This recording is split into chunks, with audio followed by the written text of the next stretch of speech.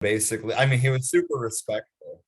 He was super respectful, but like, it was just like, all right, well, you're talking about how you've been, fighting this fight for 40 years, but like, you also said that all you've done is vote. Like, it's easy to vote. You just make a mark on a piece of paper and drop it in a box. But, actually changing your community takes a lot of work and organizing the people on the ground. And then he proceeded to like, you know, turn the book tour stop into an organizing meeting, started asking the students, like, what are your issues on the campus? And, he listened to a few and then he was like, all right, now what are we going to do about it? So that was really cool. No, I want to know, did the students say anything? And go ahead. I mean, yeah, like, I don't remember exactly what, but we were basically at the end of our time by that point. But the issues that they were discussing were like, a lot of it had to do with like high schools, not necessarily the college itself, but like, how different districts get different funding, right? Like, a district that's primarily white gets a lot more money than a district that's primarily black. So basically, as far as like answers for things to do, I don't necessarily think that they were all, outside of that mindset of electoral politics, because, like a lot of them, their answers, to be honest, were, like, oh, contact our city council and demand to know the answers. Like, okay, well, you're on the right track demanding, but you're still trying to go through the state. We got to start the programs, comrade. Yeah. We got to start the program? Yeah.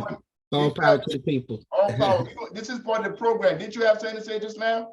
You was about to say when Rob started talking. No, I was going to say, let's start the program. Oh, hey, yo, look, man, you ain't going to come over here, principal. Stop acting up, bro. Word up. We got a union, right?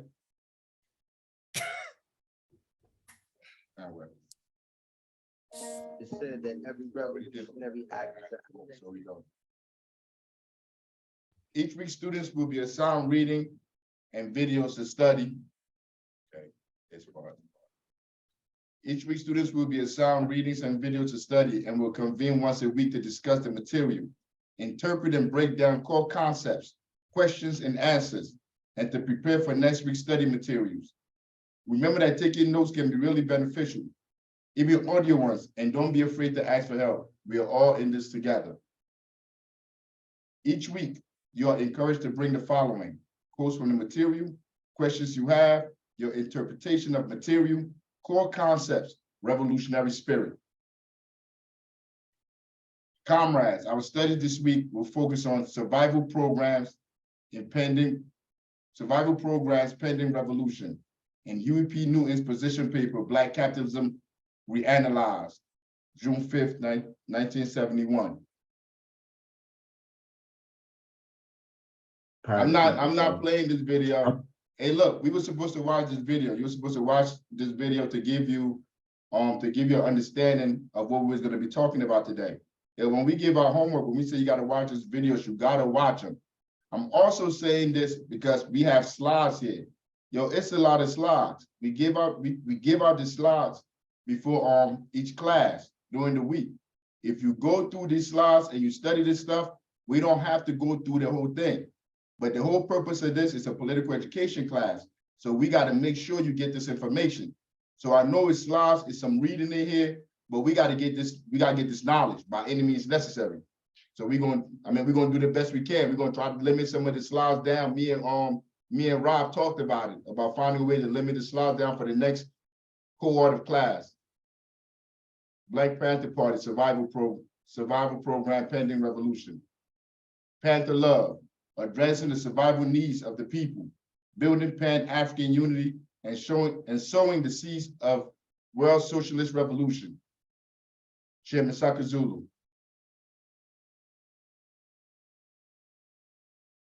International capitalism cannot be destroyed without extremes of struggle. The entire colonial world is watching the Blacks inside the US, wondering and waiting for us to come to our senses.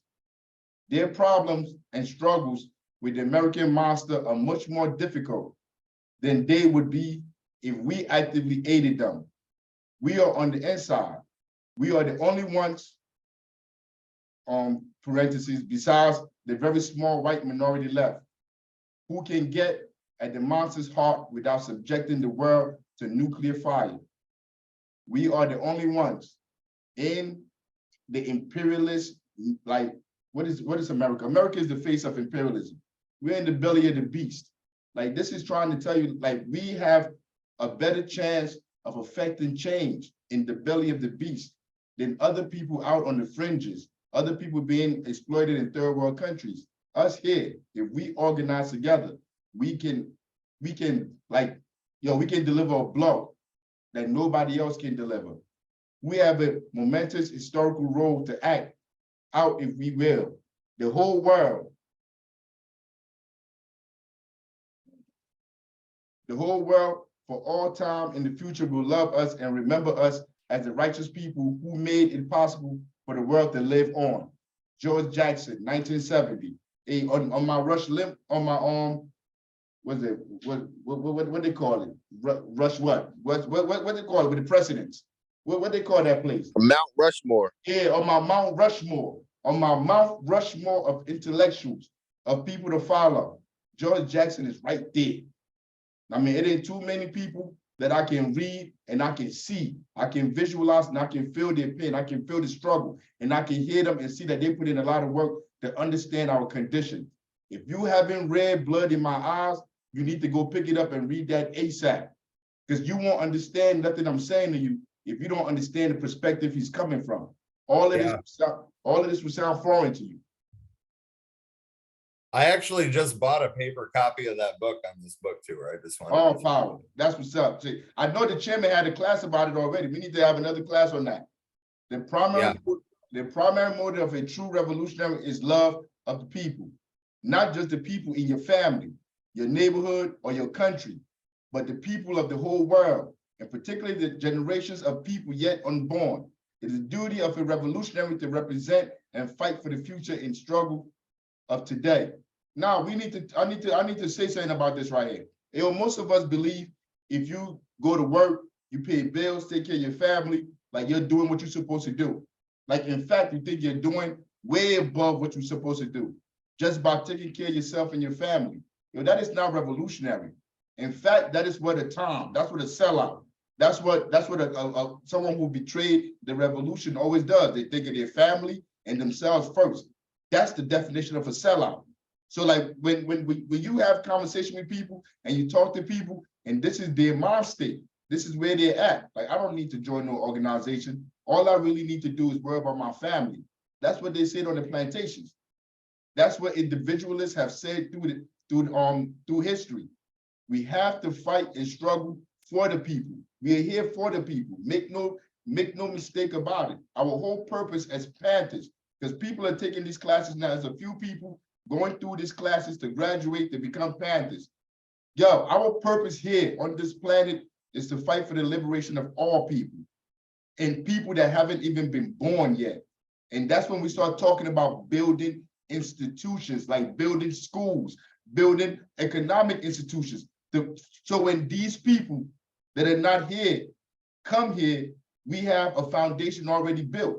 Even people that are in prison, we're going to talk about that a little bit later. Not everything is possible, but what is possible is for human society to, at long last, break free of the epoch of exploitation that has since the rise of the patriarchy and the institutions of slavery, chained human society to a succession of forms of political economy based upon class exploitation and oppression. Not everything is possible, but what is possible is for human society to, at long last, break free of the epoch of exploitation that has since the rise of the patriarchy and the institution of slavery. We have to, how long has patriarchy been here? Since the invent of capitalism. So that's a few hundred years now. The only way that we can liberate ourselves and free ourselves from them is by fighting as a people. That's the only way. Let's come up again. No, but that's the only way. There's no other way. You can't vote your way out of it. You have to join the people. If you like, I don't see any other way of defeating them with their tanks, with their weapons, with their resources, if you don't organize the people, if you're not with the people, because the people share this, whatever you're going through, the people are going through it too. It is not just possible, it is necessary, because unless we do so, the present monopoly capitalism system, in parentheses, imperialism, will be the end of our evolution. Imperialism is our enemy. It is not gender, it is not race, it is none of that. Everything starts from imperialism. Imperialism, imperialists, these are the people that we fight. These are the people that we're fighting against. The age-old battle. When they ask you who's our enemy, imperialism is really that simple. So when you say imperialism, you can talk about Starbucks, you can talk about Bezos, you can talk about all these people that control the world that we live in, that control the politicians that write the policies that we all must live by. When you boil it all down, it comes all the way back down to imperialism. It will bring on the extinction of our species and all our relations by its wanton destruction of the ecosystem on which our survival depends, and by necessity of unending war on which imperialism existence depends. If we don't stop it, the air, everything, our entire planet, the water, we see it already. We know we see it. We all know about the climate crisis, whatever terminology you want to use. Yo, if we do nothing about capitalism, it's like a cannibal. It's gonna eat everything in its path. So like, you can't just sit on the sidelines and say, I'm not doing nothing. The leopard cannot change its spots. And imperialism cannot change its nature. It is driven by only one law, and that is maximization of the rate of profit on investment of capital. So human beings don't matter. You can have buildings out there sitting empty. And since those human beings don't have money, they will be sleeping on the streets while those buildings are empty. That's how imperialism works. That's how capitalism works. Capital seeks the highest rate of profit like a vampire seeks blood. That's deep. It cannot change its predatory nature. It can only put on a human face to conceal its fangs and lull its victim into false sense of security. But everyone is on the menu. Money is the master and people are the slaves. Even the monopoly capitalists, they are bound by law of maximization of the rate of profit as if by an unbreakable curse. And they will do whatever serves this master regardless of human cause, even to the point of their own self-destruction. Like that's like, just think about that. That's deep. And we see it. Yo, I be looking sometimes, I'm like, I know these people are smart enough to know like what they're doing is really gonna cause people to revolt, to rebel, but they don't care. They don't care they don't care how much they squeeze people. It don't matter to them. Money is a human invention. It is a social construct. Like it's like we must understand that. Yo, money didn't fall out the sky. God didn't put money here. Money, that paper money with those precedents on it, it's a human invention.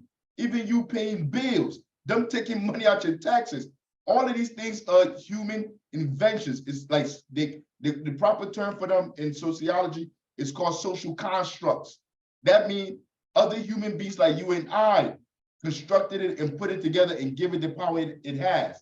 It is an abstract idea to represent value created by human labor to price commodities in the market of exchange. It is only as real as we agree that it is. So when we say people, the people can fight back. Yo, if the people in the community, whatever community you in, if those people are organized not to recognize the dollar for what it's worth, then it loses its power. It loses everything. But those people in that community must be organized. What do I mean by that? All power to the people. All power. If they're organized to build their own cooperatives, if they're organized to sustain themselves in those communities, it can be done. If those people are organized to do that, that dollar loses value. And it's not impossible. Like I can see it happen. I can picture it happening. And it can happen. Value is created socially by the masses of workers, each doing their jobs, extracting wealth from the earth and transforming it by their labor and the application of technology into commodities for consumption. The labor power of the workers is itself a commodity bought by the capitalists and is the source of their wealth and power. Everybody thinks they're capitalists. No, you're not. Everybody's not a capitalist. Everybody, like, you think just because you live in America, you live in Europe and European countries, you're a capitalist. You're not a capitalist. You don't control the means of production. You don't hire nobody.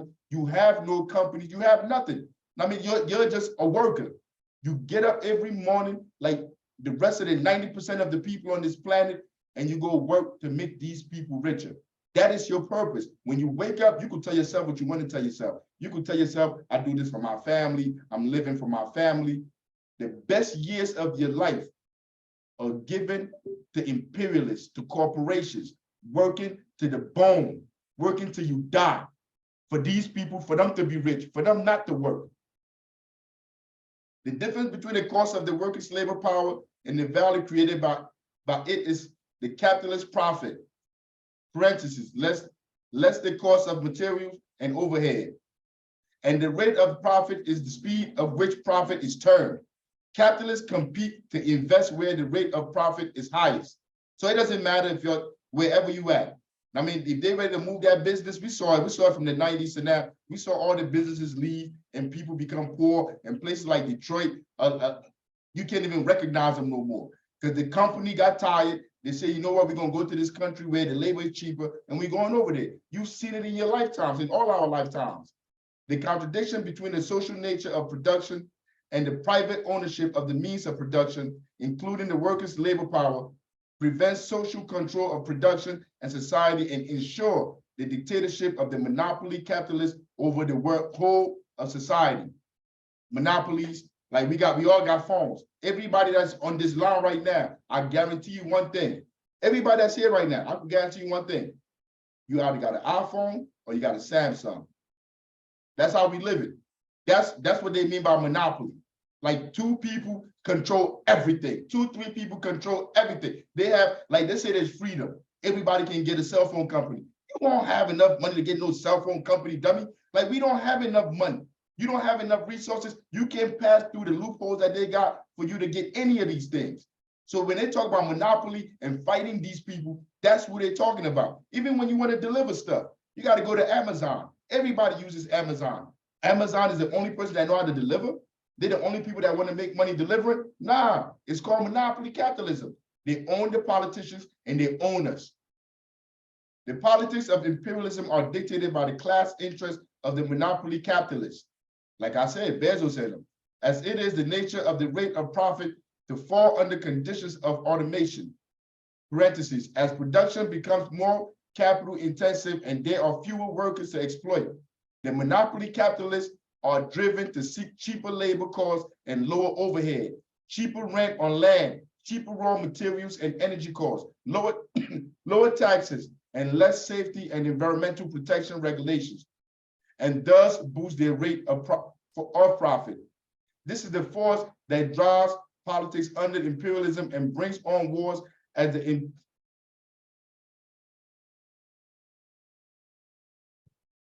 contend among themselves to control underdeveloped countries and the natural resources and keep people of these countries poor and down pressed as reserve of cheap labor. The vampires seek the freedom to suck the people's blood, and their appetite only grows. It doesn't slacken. The alternative to this free market, quotation, political economy is the command economy, socialism, where the people make decisions about what is best for them on a collective basis and decide how to develop their economy. Like, who would disagree with that? Who would actually, I want to see somebody that comes up in front of me and says, yo, Africa, yo, I don't want to control my reality. I don't want to control my schools. I don't want to control nothing. I think we should just give all the power to a billionaire that don't live here, that don't know me, that don't care about me. Nobody would ever say that. Everybody would say they want a stake, they want a hand, they want a voice in what they're doing. And that's what socialism is. We do not live in a democracy. We do not live in a socialist country. What we live in is an oligarchy where the rich, the wealthy control every single institution, control our reality, control what we eat, control what we see, control everything. and we just sit here and have no voice in the matter. As every movie buff knows, when you've got vampire trouble, it doesn't do any good to try to reason with or make deals with the vampire. You've got to get scientific on his ass. You've got to study and learn all about vampirism, what they can and can't do, what their weaknesses are, and how to take them out. They are powerful and scary, but they are not invincible. You just have to go about things the right way, use the right weapons, and pick the right time to do battle with them. Meanwhile, you got to survive while you get your shit together. Now, everybody knows that monopoly capitalists hate socialism. They hate the word, hate the merest whisper of it. They hate it like a vampire hates holy water or the light of the sun. Even the little socialism, like nationalization of countries' oil reserve, drives them into a murderous frenzy. When they say nationalize the oil reserve, nationalize mean the people, mean put it in the hands of the people. I'm not talking about how individual politicians behave when they get in power. But when you say you want to nationalize something for the country, for the people, you mean you want to put it in the hands of the people. And this is telling you, the capitalists don't want to hear none of that. They don't want to hear none of that mumbo jumbo. All they care about is privatizing it for themselves so they can keep it. They want to privatize everything. That is, they want to own everything and squeeze a profit out of everything and everybody. Like squeeze you till you're dead. You work day in, day night. If you got a family, you probably see your children like an hour and a half out of the day, go to sleep from sun up to sundown. You're picking that cotton. Whatever job you got out here, you got to go to that job. They don't want the people to control a thing. They don't want you control of nothing. The media, yo, in fact, I wanted to bring the video here to show y'all the video when they were questioning the reporters that put out the news about Twitter and how the government agencies were telling Twitter what to do, how they were telling Twitter what stories not to post. Like, I wanted to bring that video on here, but we don't have enough time. Like, we'll be here for like 3 hours, like going through that. Because I wanted to show that. And I also wanted to show the video about Starbucks. When the Starbucks CEO went up to Congress to go testify. Oh my goodness, if y'all see that video there, you will understand exactly what we're talking about imperialism. She said, okay, all power. Socialism is more than a break on the excesses of free market economy, dominated by the interests of global monopoly capitalism. It is the means to escape the epoch of exploitation altogether, a means to slay the vampire and end vampirism once and for all, by abolishing the division of society into classes and all form of exploitation and oppression that go with it. It is the dawning of a new day.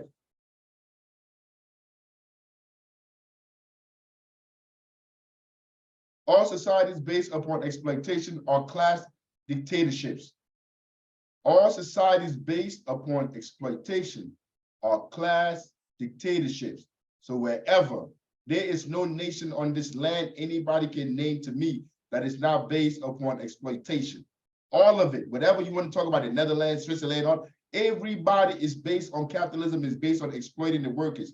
You will never get your fair share. The ruling class dictates to and oppresses the exploited classes in order to maintain the unequal and exploitative relations that have been created. The ruling class dictates to and oppresses. Oh yeah, I got it. The ruling class dictates and to the ruling class dictates to and oppresses the exploited classes in order to maintain the unequal and exploitative relations that have been created. I don't want to just read past that because we're all living through it. Like when you, like most people believe in electoral politics and they believe they go to the ballot and they cast their vote and that vote means something. You're going to elect somebody that you believe is going to change your reality, your material condition. You will make more money, like they're going to go in there and pass policies. That's not how none of this works. All of it works on money. Whoever has the most money wins. And once they win, they want to maintain this system of exploitation. No politician is trying to change the status quo, how things work. They wouldn't even make it up there. Bernie tried. They scared Bernie off. He started stuttering and jumped right off that stage. Bernie tried, started talking that power to the people stuff. I mean, they are not going to allow you. They have judges, they have people up and down the United States that control all these institutions. And you think if you vote one person into power, they're going to change everything around it. Yo, that's a waste of time. That's senseless. It makes it makes no sense to me. But under socialism, the working class has seized the power to change these relations. All government consists of special bodies of armed men, and now women as well, whose job it is to maintain the existing property relations in society. They are the military, secret agents, the police, and prison guards, and those who command them. When you thinking like the police, the military, all these people like, oh, they're individual, there's some good people. Yo, nah, man, it don't work that way.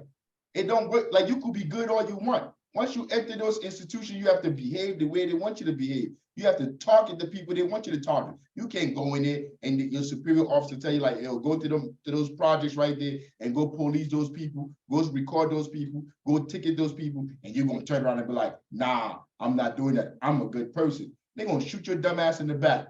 After a socialist revolution, the class at the bottom, the workers, create their own state with their own special bodies of armed men and women in order to transform the property relations in society. If you create your own society, you have to have your own security, your own people that guard it to protect it.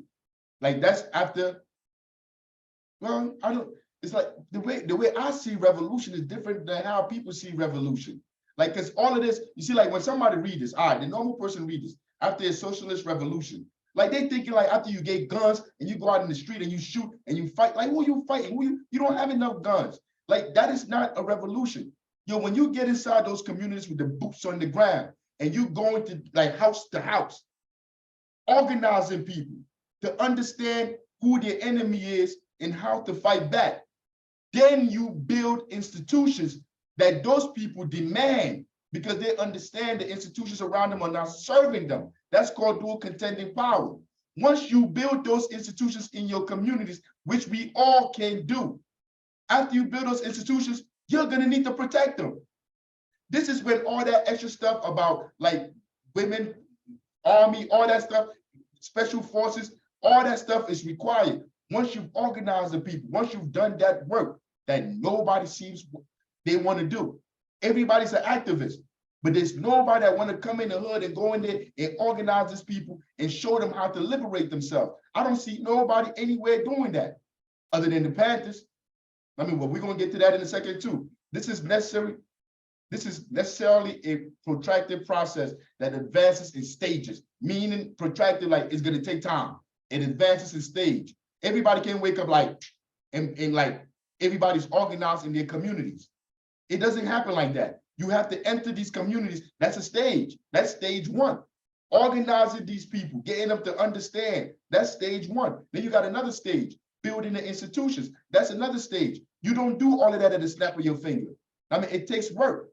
Step by step, the revolutionized society to uplift and empower the poor and create new social relations based upon serving the people's needs, promoting social justice and the highest interest of humanity, while preventing a capitalist restoration and return to old exploitative ways. Like I said, once you organize the people, you build their own institutions, you're gonna have to protect it so it doesn't go back to the old ways. And that's what these liberation institutions are for. That when we say the word institution, that's what we mean. Like they have a public school outside my window. I could see a public school that is funded by the government. The teachers work for the government. Everybody work for the government, for the status quo. If we built our school, it will be our school. We would teach what we want to teach in there. So now, even though it's an institution, just like they got their institution, our institutions works for the people. And like, if you don't build it or erect those institutions, you're just bumping your gums. Because institutions are what control people. I'm telling you about everything I learned in sociology. At a certain point, society takes a qualitative leap forward, and the need for a state withers away because the basic contradictions and divisions in society have been eliminated. That's through that's what you call it, through the process. The epoch of exploitation will be over, and a new post-exploitative epoch or communism will be a radically different new world. in many ways reminiscent of the pre-exploitative epoch, but on a global basis with a much higher technological base. The operating principle will be from each according to their ability and to each according to their need. Money will be the thing. Money will be a thing to show the kids in museums. When people see communism, like they brainwash us for us to think communism means like everybody go in, nobody can have a house, nobody can do nothing, that like the government is gonna come in and take everything you have. And, communism basically means we all share in whatever profit, whatever means, whatever we produce, whatever work we do, we all share in it equally. Not have people like Bezos and them like have hundreds of billions of dollars. And I look in my window and I see somebody sleeping outside. That's sociopathic. I don't want to be part of a world that is like that. That makes no sense because there's no reason for Bezos to be a billionaire. There's no reasons for billionaires. Like, what are you doing with all of that while people are sleeping in bridges? Like, it makes no sense to me. Panther love. When we speak of Panther love, we are not just talking about serving the people as a form of charity, but it means of creating a new social order based upon equality and true freedom. Panther love is revolutionary love, agape, liberating love, world-changing love. We begin with the people's basic needs, their survival needs, because to make revolution, we must first survive. We are everywhere under the gun, and we are the victims and survivors of genocide. And when I get a chance, Africa is the poorest place on earth. That is, it is under the guns of imperialism and neocolonialism. Otherwise, it is the richest place on earth, richest in natural resources and cultural legacy of human social evolution. Africa is where it all began. Every person on the planet can trace back their roots to Mother Africa and to the first man and woman in the genetic chain that makes us all one human family. Nowhere did the pre-exploitative epoch last longer. Its wealth, it's its curse. Capitalism emerged sucking the blood of Africa. European imperialists rose to global domination by colonial domination, slavery, and genocide, starting with Africa. Technology advances in building of sailing ships gave European merchants mastery of the seas in the 15th century. European nobles had gained a taste for the riches and fine things of Asia. Craftsmanship during the Crusades. They were hungry for the opulence of silks and jewels, spices and teas, but their conflict with Islam cut them off from traditional trade routes that connected the Near and Far East until the Portuguese found an alternative route by sailing around Africa. The Spanish then discovered the Western Hemisphere by sailing west to reach the Far East. But even though there was a great market for goods of China and Europe, there wasn't much of a market for the goods of Europe and China until the Spanish started sending the silver extracted by Amerindian slave labor from Peru and Mexico. While the China trade was the top end of mercantilism, the meat and potatoes was the triangle trade between Europe, Africa, and the Americas. This was based on transporting African slaves to Americas, principally to Brazil and the Caribbean, to grow sugar to make rum. Rum and guns, the goods of European manufacture, were traded to the Amerindians of North America in exchange for furs for Europe and to China to make hats and warm clothing for the rich. The rum and guns and goods of European manufacture were traded to the Africans to get more slaves. The introduction of tobacco as a commodity on the world market inspired the colonization of North America and the creation of tobacco plantations worked by the forced labor of local Amerindians, transported poor of England and Ireland and African slaves. Eventually, African slaves were exclusively employed on the southern plantation of British North America.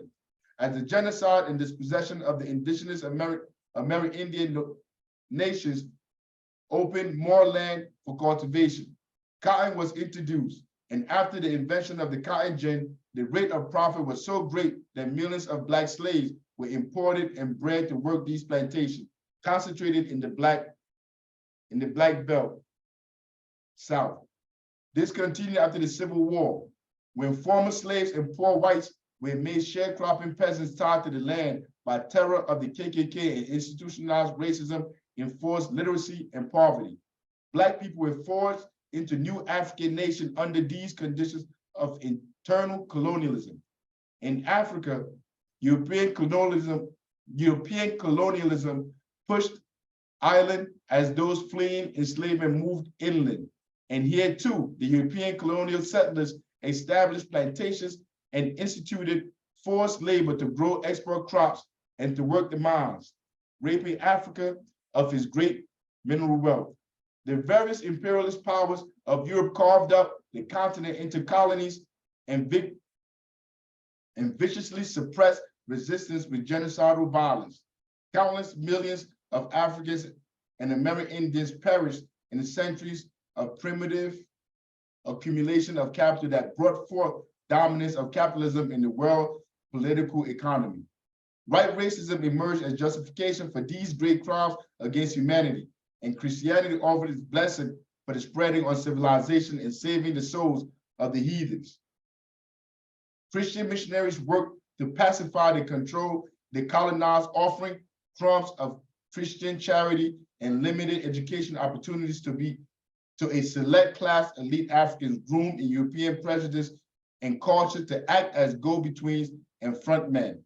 But a few of these assimilated Africans, men like Patrice Lumumba, Amilcar Cabral, and Agostinho Neto, ended up becoming the revolutionary intellectuals and leaders of the anti-colonial struggle that rocked Africa in the post-World War II. In the course of see, look, I got that tongue, I got that African tongue, man. It'd be hard to get this stuff out. In the course of the world wars and in their wake, great upheaval and revolutions rocked the imperialist world. In 1917, the Russian Revolution brought forth the world's first socialist state. Following World War II, triumphant revolutions in China, led by Mao Zedong and the Chinese Communist Party, created Socialist People's Republic, a formerly colonized third world country. All across Asia, Africa, and Latin America, anti-imperialist struggles challenged the reactionary dictatorship and colonial administration with the support of socialist countries. Like when we bring up China, when we talk about Mao Zedong and all these different people, these are roadmaps on how to defeat these imperialists. These are people that have done it before in the past. And we know, I keep having to say this in every class, but we know China today is not capitalist.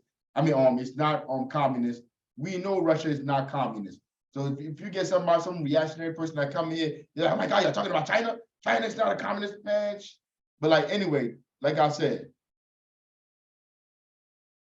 imperialism was seriously threatened, but it reasserted itself, and in the US emerged as the sole imperialist superpower. But the high tide of struggle in the 1960s shook up the system within the US, as well with the revolt of Blacks and other oppressed people, students, women, and youth in general. The Black Panther Party emerged as the revolutionary vanguard of this mass upsurge. The Panthers combined vigorous community-based survival programs with revolutionary political education and armed self-defense. Imperialism was seriously threatened, but it reasserted itself. It reasserted itself, just like today. It reasserted itself, just like when they say like people like Bernie Sanders running, like it reasserted itself. It made sure you don't get nobody in there talking about class. It's politicians that have gone in there, Cynthia McKinney. But like you can't last in their institutions. They will find ways to reassert themselves and kick you out. Most successful was the free breakfast for children program, started by the Seattle chapter of the BPP in 1968, which by the following year had been replicated by all of the party chapters across the country. Getting up early every morning, the young Panthers served a hot breakfast to tens of thousands of poor Black children every day. Mostly the program was run out of churches and community centers. This demonstrated the party's love for the people and commitment to the community's health and welfare. Hey, look, we got somebody here, we got a guest here. We have an original Panther that's going to talk to us about what she did back then. I hope she has some advice for us. Hey, Patience, could you come in? I gotta get the person that's in charge of all this stuff right here to come show me how to do this. Yo, come limit this so I can see the people in there.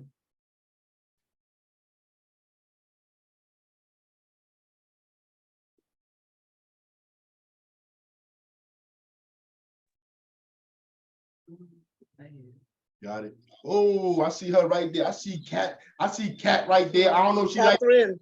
Yeah, I see you. Oh, let me introduce you. Let me give you your little introduction before you walk up in here, Catherine. That's what I was trying to wait for. Yeah, everybody give you that introduction. Hey, look. All right.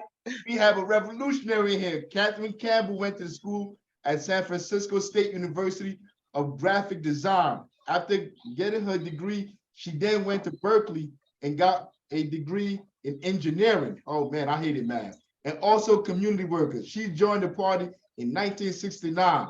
She was over the free food breakfast program, so you see why I stopped right there, and worked with the party many years. Today she's featured in the book Comrade Sisters. Hey, all power to the people, sister. How you doing? All power to the people, everyone. Hey, yo, All power to the people. All power to the people. What I get wrong in that introduction? All power to the people. Did I I get? say all power to the people and all power of the people. All power to the people. There we go. Did I get anything wrong in that introduction? You did great, but it could have been my miscommunication. I actually went to school for graphic design and civil engineering, and then at San Francisco State. But then at UC Berkeley, I got my degree in as a community specialist, counselor, family counselor. Yeah, but community specialist mainly. Oh, Yeah. power. Because I work to the capacity of a couple of the 10-point platforming program. Oh, power. Hey, sis, you look so young. You look younger than me, sister. Well, thank you. Hey, look, I'm not even trying to just kiss up either. Like, you look so good over there, sister, real talk. Like you, but look, I need you to tell me how the breakfast program, like how did it work? What would what were the obstacles? And and can anybody today do it? Okay, yes, I'm doing it today. Oh, power. I've been doing it for the last, this would be the 4th year that I'm doing it in San Francisco. BJ does it in Oakland at the Little Bobby Hutton Park. Yeah, he does it. And so we try to do it as a milestone, like every 5 years. We're coming up on the 60th, and it's, those are usually really big, but it takes, it takes money and takes support. And it's in the air. We're talking about it. People are talking about it. Yeah. But what was the purpose of it? Why did you start? Why did the Panthers do the breakfast program? Okay, well, way back, I'm not gonna go too far back because I'm not that old. But Huey and Bobby stressed one of the main things is that the community needs, and he heard a couple of women say, I need to feed my babies. I need to make sure my babies are fed. And that's really where that idea started. And, they petitioned the government and, we got that program going. But in between that time, they were putting labels on us saying we were gun-toting militants. They were kicking in doors, arresting us as we go to the breakfast to feed the children to try to stop the breakfast program. And I remember one incident where me and one of the comrade sisters, Carol, we were going to pick the food up and bring it back to San Francisco. And these police, they stopped us. And we told them that we're taking food, we're feeding the children. And that was before we had, we really didn't have a big place. you know, because it was small, but it grew. And this officer, he just wanted to be, you know, just be a lemon, you know, sour, you know, and hold us up from the breakfast program and make us late, you know, to cook the food and make the children late to school, you know, and then arresting one of us and making me walk off the Bay Bridge. So, you know, those are the kinds of things we had to put up with. Doing the right thing. But when you know, was that? I'm sorry, what was that? You said what? What year was that? What year was Oh, that was, I'm sorry, that was in 1969. Wow. Wow. Like you said, just for doing the right thing. Nah, because when you tell people, you're a Panther, or they look at you, they're afraid of you. They're afraid, they think you're racist, they think you're like the KKK. No, but it's because of what you just said. Like the system itself, and I just read this a couple of slides ago. The system itself is against anything socialist. Like you going out to go feed these children is opposite of capitalism. It's opposite. It's opposite of exploitation, of sucking their blood. So like these people know, they know intrinsically. Nah, man, like it's deep. Yo, can you tell us anything about the book? What is the book about? Oh yeah. Okay. Well, I'm gonna tell you all something about the book, but I wanted to say something about what I was hearing you talk about. And one of the things you said are the things that are going on, and we need these people. We need y'all to step up to the plate, you know, because we elders can't do it anymore. You know, we're aging, of course, but you have the strength, you have the mind, and you have the body. And yeah, you meet some challenges, but challenge yourself and just know that you get through it just like we did. You just, you know, and when you do it together, it makes it even better because you feel a little bit of security because you're thinking on the same line. You're thinking with one mind, you know. You know that you're doing something for the community. You know you're standing up. See, I met a sister on a BART train a couple of months ago. And she's nice looking, looked like she was on her way to work or school. But then I saw some smoke coming up behind the seat. And I said, wow, is something on fire there?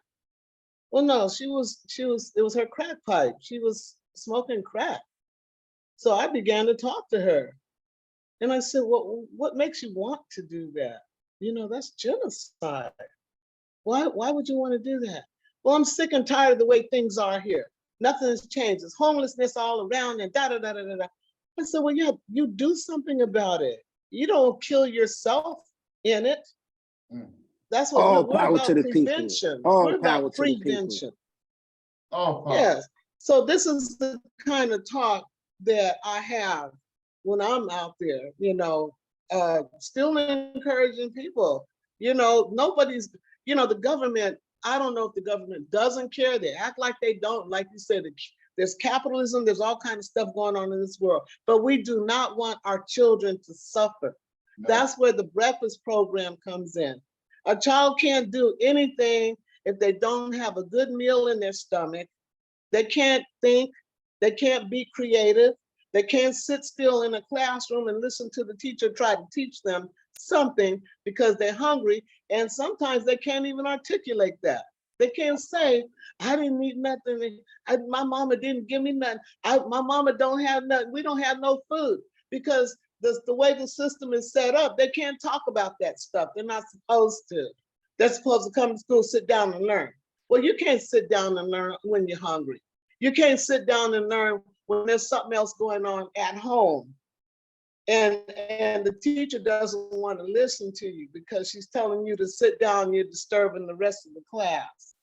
So my book, you know, I'm not saying my book, I am we. So our book. All power. Yes. This is what it looks like. And that's from the 60s. I don't know if y'all can see this, but this is women Let's see, Women let's of do the, it like that.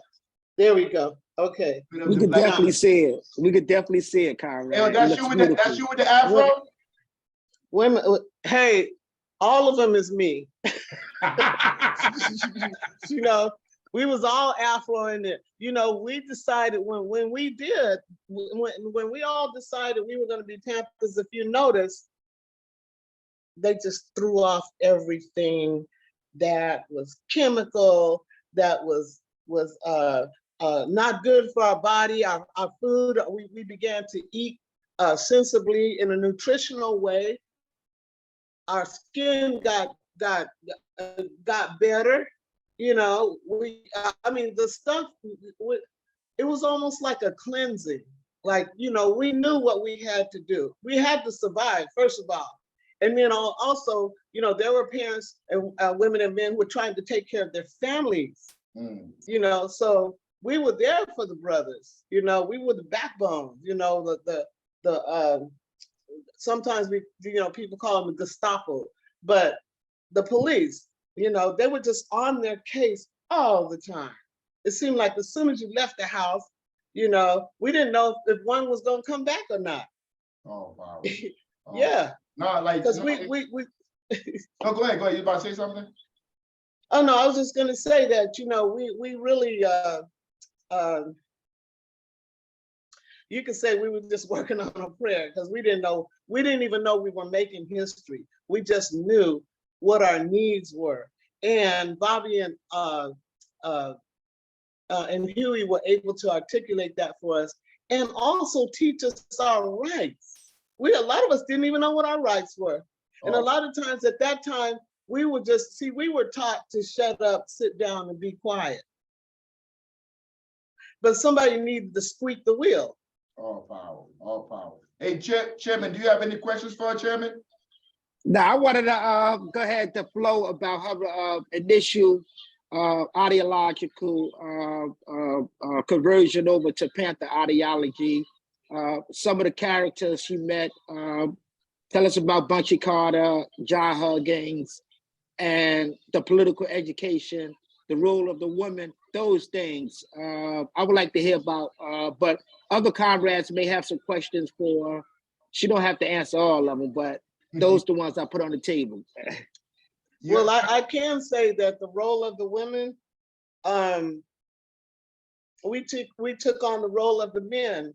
Sometimes we had to do that so that we could keep the party going. You know, like I was saying, they were, you know, arresting them and putting them in jail all the time, suspecting them, and you know, we had to go get them out and go to court with them. We, you know, lots of court dates, and so the women were very much there.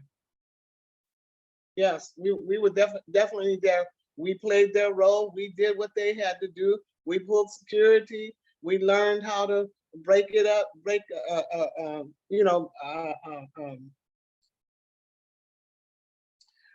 a rifle down and put it together, you know, not using it for our own gain.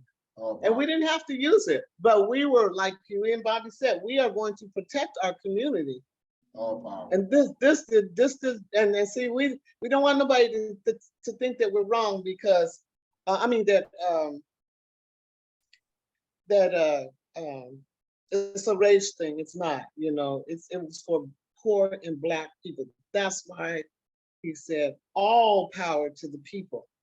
It's all power to the people. We are people. All of us are people, but we need that kind of power. That's what we needed. And power, as he said, it does not come out of the barrel of a gun. It doesn't come out of a barrel of a gun. And you know what?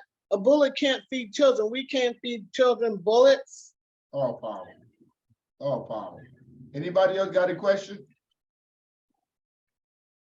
Put your hand up if you got a question. Talk to me. Okay, is somebody moderating the chat for questions, or we're just using the React hand raise? Go ahead. Ask your question. Go ahead. Okay, my first question is for Sister Catherine. First and foremost, let me say thank you for taking the time to come into this room and speak with all of us. Sincerely appreciate it. Glad to be a part of it.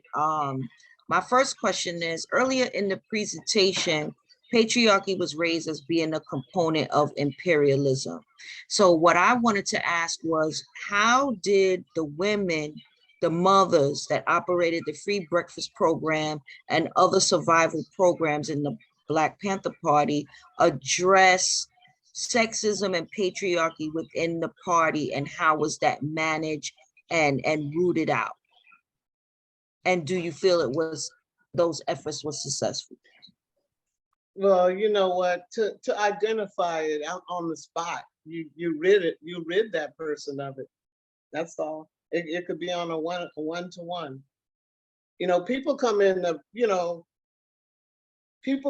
the party from all different walks of life, you know, from different states and whatnot. And it was about survival. You know, it wasn't, you know, it wasn't about that yet. You know, today it could be about that, but it wasn't really about that then. You know, Huey and Bobby's was the one that really taught. They were like the mother and the father. You know, they were political education. We had political education. We had our ideology, and I might have to refer to, you know, some things in my book, because I'm not very good at explaining, you know, politics, and it's really hard for me to do that, because a lot of the women in the party worked hard. You know, we were working hard. We were out selling newspapers. Then we would transfer and go to the clinic and work at the free clinic. And then we would go and work at the school or work at the children's house. And then we would go and work on the newspaper. I worked with Emory on the newspaper. So, you know, my major was graphic arts, but, you know, the paper had to be edited and, you know, wrapped up and sent out, and pictures need to be taken. And, you know, Emory was the artist. Also Gail Dixon. I don't know if you've heard of her, but she's a very good artist that was in the Black Panther and doing some artwork. She did the artwork for the Oakland Community School, the World is a Child's Classroom. And so, you know, we worked, it was like we worked nonstop. Like I was saying, it was hard work, and some people couldn't keep up with it. It was really a challenge. You know, in between that time being harassed, you know, sickle cell anemia. You know, we had a sickle cell anemia research. We had that going, and oh, hold on, someone's at my door. Hold on a minute. And so, you know, we had that going on, and it was just back to back work. And on top of that, having to raise our own children. So, You want to get the door? We'll be here. We'll wait for you to go get the door. William, thank you so much. Yeah, go get the I'll door. be right back. Yeah, go get the Okay, door. it won't take you but a second. Yeah, I see Tom got his hand up. I see Kat got her hand up, and I see Monica got her hand up. So I'm gonna go in that order when she get back. Unless you wanted to ask another question, I think was that Shannon? Is your name? Yeah, that was me. You want to ask a follow-up question? Yes, well, I'll wait for Sister Catherine to come back after she answers the door, because this has to do with her work with the state. She pulling up right now. Go ahead, take the floor. Okay. I'm back. Okay, perfect. And thank you for allowing me to ask 2 questions back to back. Let me say that up front. And then my second question is, was there an issue made around your work with the state while being in the Black Panther Party, from whether that be internally within the organization or externally from the community or from anyone at your place of employment? Okay, so you have to say Meaning, that like, again, did people challenge it as a contradiction, or was it even? Challenge what is a contradiction? Your employments with the state while being in the Black Panther Party. It's a Well, loaded. it's a loaded question, and the reason why I asked that question, and it actually fits within what Shakur was talking about in the earlier slides around, you know, how today, how we view work and individualism and etc. And what I find in certain activist spaces, people take a very hard line around the contradictions between work for your personal work, right? What pays your bills, and how that may Yeah. contradict liberationist work or revolutionary work, or being an organized revolutionary work. That's what I'm getting at. Hopefully Okay.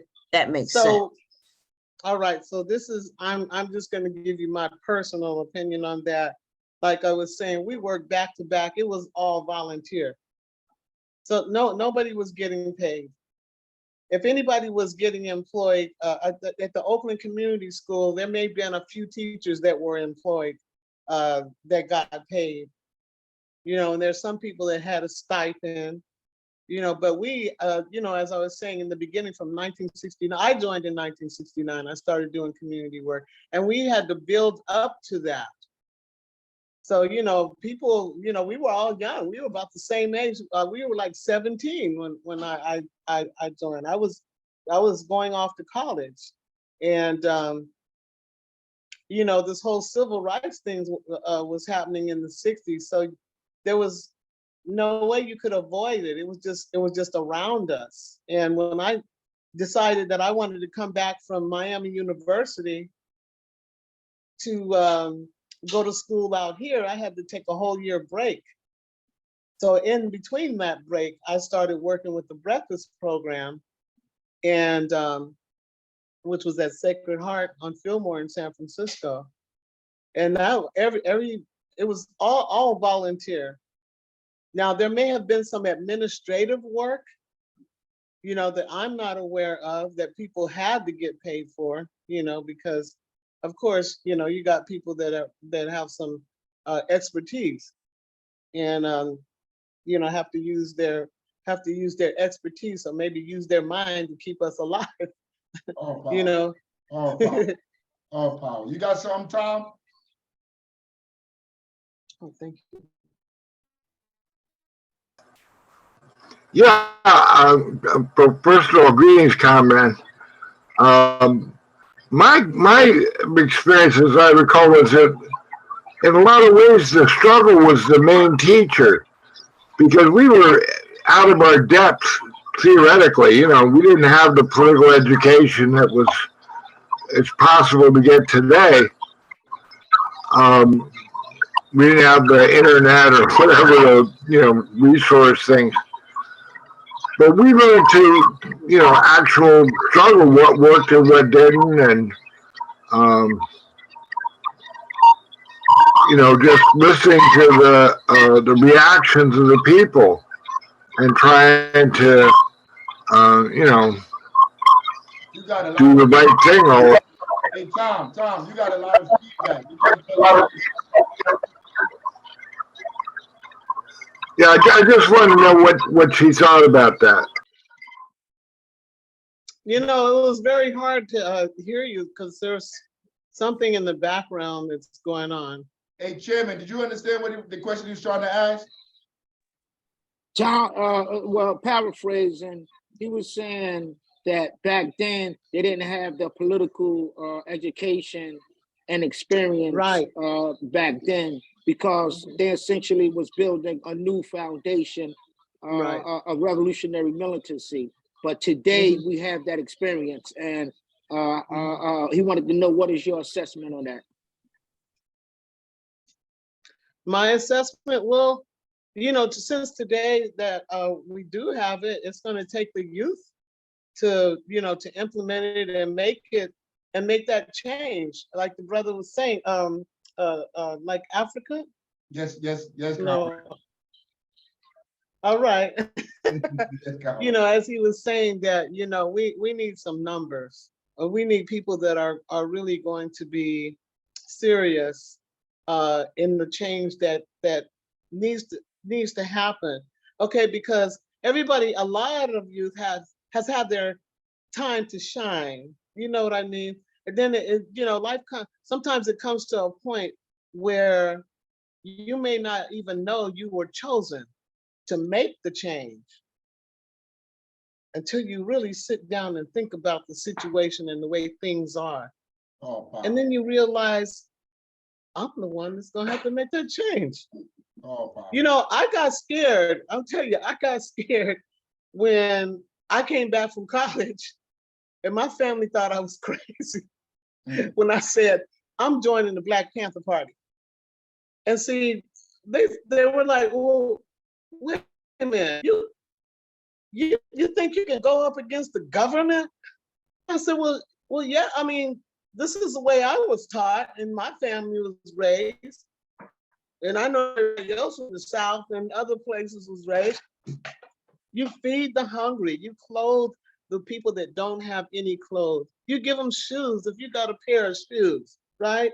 Oh, wow. You help the elderly cross the street.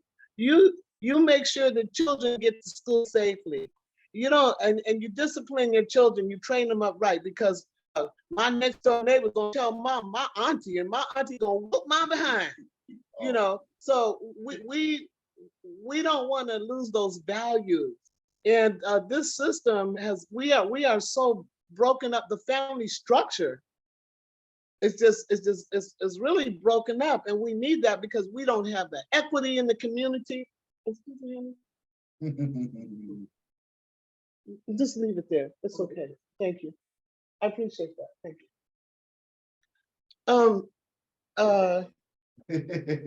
Somebody's trying to be in the picture. You're trying to get some family time. Yeah. So anyway, you know, we have those values, and they're still in us. And I want to tell you something. I know that, you know, reparations is coming up, and we are closer to it than we've ever been, because no one has really brought it out in the open like it is now. But see, if someone stops that and says they don't need no reparation, or if someone says, okay, let's put it in this program, that program, and education, and this, that, and the other, you know what a Black person will think of maybe poor people? I want my money. I want you to see what I can do with my money. I know I'm going to buy a house for my family. I'm going to buy a car so I can get around. You know, I'm going to live in a community where there's a clinic, a hospital, a grocery store, a school, a funeral parlor. All of the needs are met. But with us these days, we are in such, you know, we're always, I know that Huey always said this. He said, everything's always in a state of transformation, which it is. But we are transforming so fast now that, I mean, who agrees with that? Because I certainly. All power to the people. We all agree with that. All power to the people. Hey, Comrade Monica, you got a question? Yes. Hello. Hi. Monica. Thank you for being here, Sister Catherine. I'm a part of the New African Black Panther Party almost for the last 3 years. And I have some personal issues there. I was so glad that you came on today to speak to this and about the patriarchy that's going on. I believe that when you take away a woman's voice, you also take away her power, automatically instilling a sense of inferiority. How do the women in the party today create a safe space for feedback and corrective criticism without being discredited? Oh, we all stood for correction, and you know, we've made some mistakes, but we still corrected in some of the stuff and some of the you know, decisions that we've made. Like for instance, I'll tell you, you see, you know what? Patriarchs, okay. They're being who they want to be. That's what we're talking about, right? Right? Yes, yes. Okay. Let them be what they want to be, and let us get our own selves together. Okay. We don't have to give, you know what? We don't have to let them take up that space in our minds. You know, like I was saying, that we have political education classes. We knew what we had, a vehicle. Everybody wanted to be a part of that because they saw that we had the formula for the community to survive. We knew that the government didn't want us to have the breakfast program, but what could we do? Well, we gonna lay down and die? Just say, okay, I'm just gonna let this happen. That's just the way things are. I can't do nothing about it to change it. But no, see, what they need to see is how we know how to take care of ourselves. We know how to take care of the people. Right. Oh, You know, and it's not, you know, it shouldn't be about race, because every race wants the same thing. So that's what we want to go on. We all need to eat. We all need to go to the hospital or to the clinic. We all need education. We all need that. But if we don't have the resources in our communities to do that, if we don't have the tools to do it, what are we going to do? Are we going to just let it be that way? Or are we going to change it? And it's going to take the youth to change it that way. You know, because you can actually, this is a challenge too, because you can actually get caught up into politics and not know where to get off. Right. You know, because that is in addition to what your primary goal is. That's in addition to it. So that doesn't even need to be there. You can put a minus on that and eliminate that. all power. You got a follow up, comrade? All power. You got a follow up, comrade Monica? No. All Thank you power. so much. All power. Secretary General Cat, let's go. Then we got Felix. What's up, Cat? Hey. No, there's another cat up there. There she go. Oh, I'm sorry. You're okay. You know, call me Cat too, but I am Catherine. My middle name is Catherine. That's why I go by Cat. Oh, okay. Well, first I want to say thank you for coming and spending time with us, and it's an honor to be here. I kind of have two questions, but they tie in together. So our material conditions are different than in 1969. We are lucky to have your guys' experience and advice and the elders, but now we have all this more generational poverty and more trauma and more difficulties taking care of ourselves. So what would be your biggest advice on how we can create that dual power, volunteer all our time without having a state job, and also be able to take care of ourselves and my son and our children, and what's your biggest advice on how we get there? My biggest advice is to unite. You have to be on the same mindset, and you also have to know that some things are just going to be a challenge. You need to pick who is going to be the one that's going to be the leadership. And you also have to think of the tools that you need, to get from point A to point B or point A to Z. You have to know also, we were screening people before they come in, because this is the world we're dealing with, and there's people that was coming in from all over the world. So, people had to get tested, when they came straight from the airport to the clinic to get tested. And, all those health concerns need to be in place.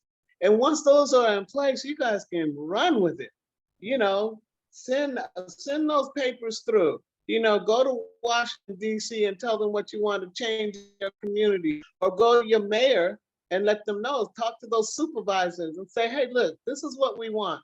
You can make those demands, and the demands don't have to be met with a broken window. You just need to be persistent. and also know that, yeah, people are watching you guys. Sure, people are watching us, so what? They're watching us do a good thing, right? Yeah, and then what is it? It's all good trouble. It's good trouble. All power to the people. All power. Hey, Felix, you got something for me, Felix?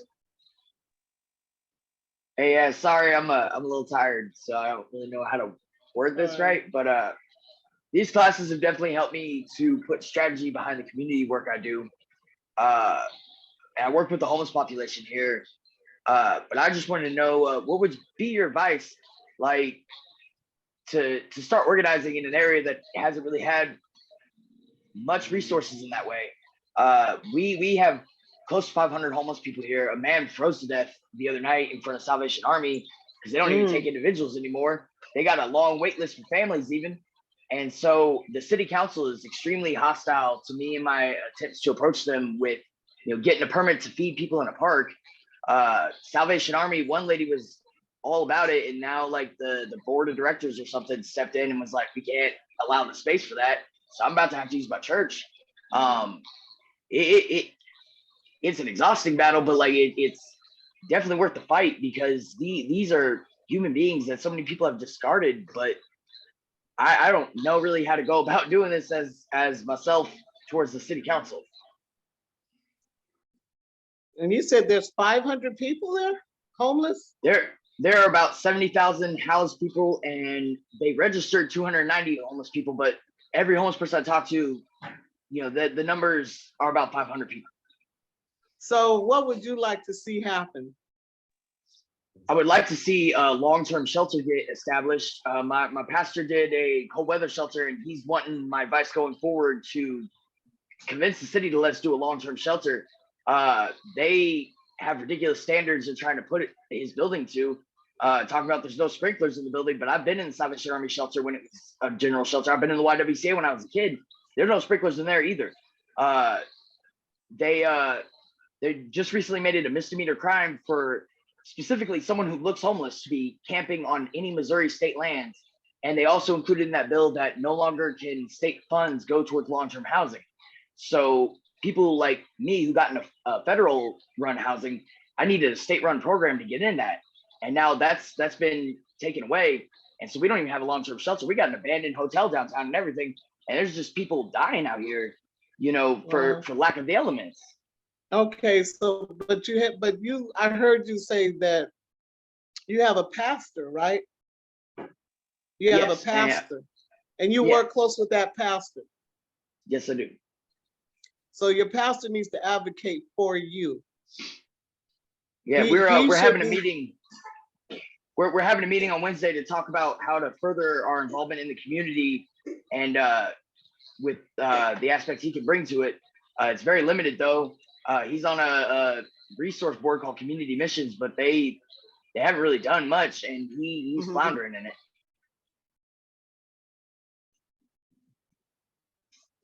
Well, I think to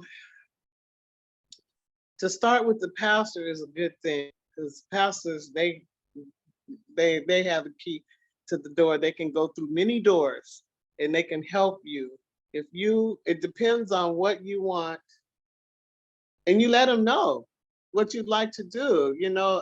I could hear it in your voice. You're disturbed about 500 people being homeless. That's ridiculous.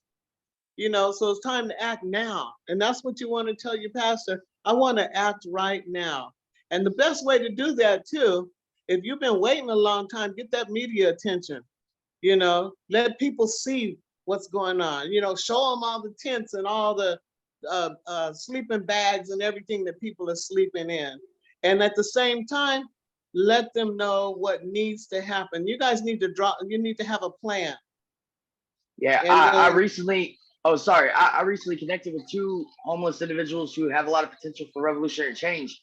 And even though I was homeless for 13 years, I haven't been a part of this community. Really, it comes down to like the city is just fighting anybody who is not one of these already funded resources. They're fighting every step. Yeah, well, they're gonna do that because they're seeing what your strength is, and you just have to fight back. You know, you gotta, like I said, these are challenges.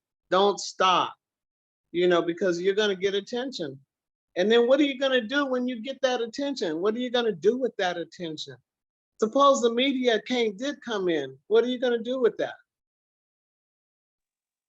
I plan to advocate for my homeless neighbors. You know, that's truly my passion. I was homeless since I aged out of foster care, and homelessness is a threat over the working class. And a lot of people will separate from it with an illusion of separation because they feel like if they use that fear response and respond to homeless people with anger and disgust, it makes them somehow more secure. You know, I talk to a lot of housed individuals who've never been homeless, and I've gotten better at being gentle with them. And it's infuriating sometimes because they say disgusting stuff about these human beings who are suffering. And I feel like it's going to involve a lot of cultural shift among like my housed neighbors in this population. Well, do you know what the 10-point platform and program is? You know, I don't have look and it. see what the 10. Okay, well, one of them is we want decent housing fit for the shelter of all human beings, and I think that's number 10. So use that. You use that because those people that are sleeping out on the streets don't have shelter. They don't have a roof over their head. So that means they don't have decent housing. And you know, the other thing too is they get judged, they get spat on, they get things thrown at them, you know, and they could be somebody that just got a doctorate degree. You know, there's people out there that are homeless. I was homeless for a while, and it's no joke, you know, to not know if you're gonna ever get housed again. So I think, you know, make that one of your advocacies, the 10-point platform and program. We want decent housing fit for the shelter for all human beings. And you get your pastor to work with you on that project. Definitely. Thank you. Thank you for delegate. That. All right. All power to the people. All power. Hey, Felix, man, send me some video too, Felix. Send you some what? Send me some video. Like the comrade said, you have to record it and put it on video. You gotta get this stuff out. Try to send me. Send me whatever recording, anything you have, so I can share it. All right, yeah, I'll get on that, man. All power. Hey, we gotta finish. We gotta finish the political education class. But Comrade Catherine, thank you for coming through. You're always. We have these classes every Sunday. Look, I didn't read that book, so I don't want to ask you no question about a book that I didn't read. But the next time you come back, I'm gonna have the book read, and I want us to talk about it. Good, because it's a really good book. There's a lot of you know, stories in here that a lot of sisters tell. My story's in here. Mine is short. I made it short and sweet, but and some of it may not seem, well, you guys are in the struggle, so you can feel you get like a spiritual feeling of how it was back then. And you know what? It is definitely gonna strengthen you to make a change, to make a revolutionary change. Because you know what? The revolution is not over. Revolution just means change. So we are revolutionaries making a change. One more question. How do we get the book? How can everybody here get the book? Oh, I'm sorry. Who has my email address? Chairman does. I'm sure the chairman does. Chairman, you have an email address? I have a phone number, but her niece have it. I could get it easily, but she could give it to us now if she wants. Well, no, what I want you to do is I want you to send me the names of how many, so that I can make sure that those people that want them get them through me. Because I know it's going to cost. It's going to cost more. It'll cost more if you do it online. It's going to be $25 more. All power. All right, so that's what I do. So for the comrades that's listening, inbox the chairman, and I'll link it up with the sister so you can send the money directly to her, and we ain't got to give it to Jeff Bezos. Hey, look, I want my. Is it okay if when I send the books, make sure, because one person is designated to get the books, right? When I send them, or do you guys want them individually sent? I Yeah, don't know how you want- individually, because they're scattered across the country. Oh, okay, so make sure you put their addresses in there. I got you, comrade. All power to the people. Or that want they mine give you signed. their address. I want mine signed. You heard me? You want yours? I can help with that too if you need that. Yeah, I too. want my book signed when I say. All right, thank you. Okay. Hey, all power. Thank you for coming through, comrade. All power to the people. Thank Hey, you, all sister. power to the All people, power to the y'all. people. And I All certainly power hope to the I was people. able to answer your questions that you needed to be answered. Yes, you did. Right before you leave, give us an update on the anniversary coming up in October. What it's looking like now. Let's see. Panther Party, Okay, Black so Panther Party anniversary.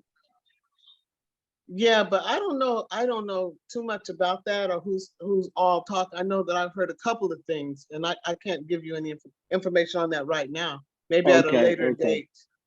I know that I plan to do the free breakfast program, and sometimes, well, there's other events going on because it is an anniversary. So I'll make sure I keep you posted. And you'll see us there. I'll be glad to meet you face to face. All power to the people. I would love to meet you. All right. Oakland, California. All power to the people. All power. All power to the people. All power. All right now. Yeah. Great. That was wonderful. That was wonderful. Yes, it was. Let me get through these slides real quick. Other programs included liberation schools, free clinic, free clothing and shoes, free ambulance services, and creative application of the dictum to serve the people. You got to put the slide up. Oh, okay. She got it.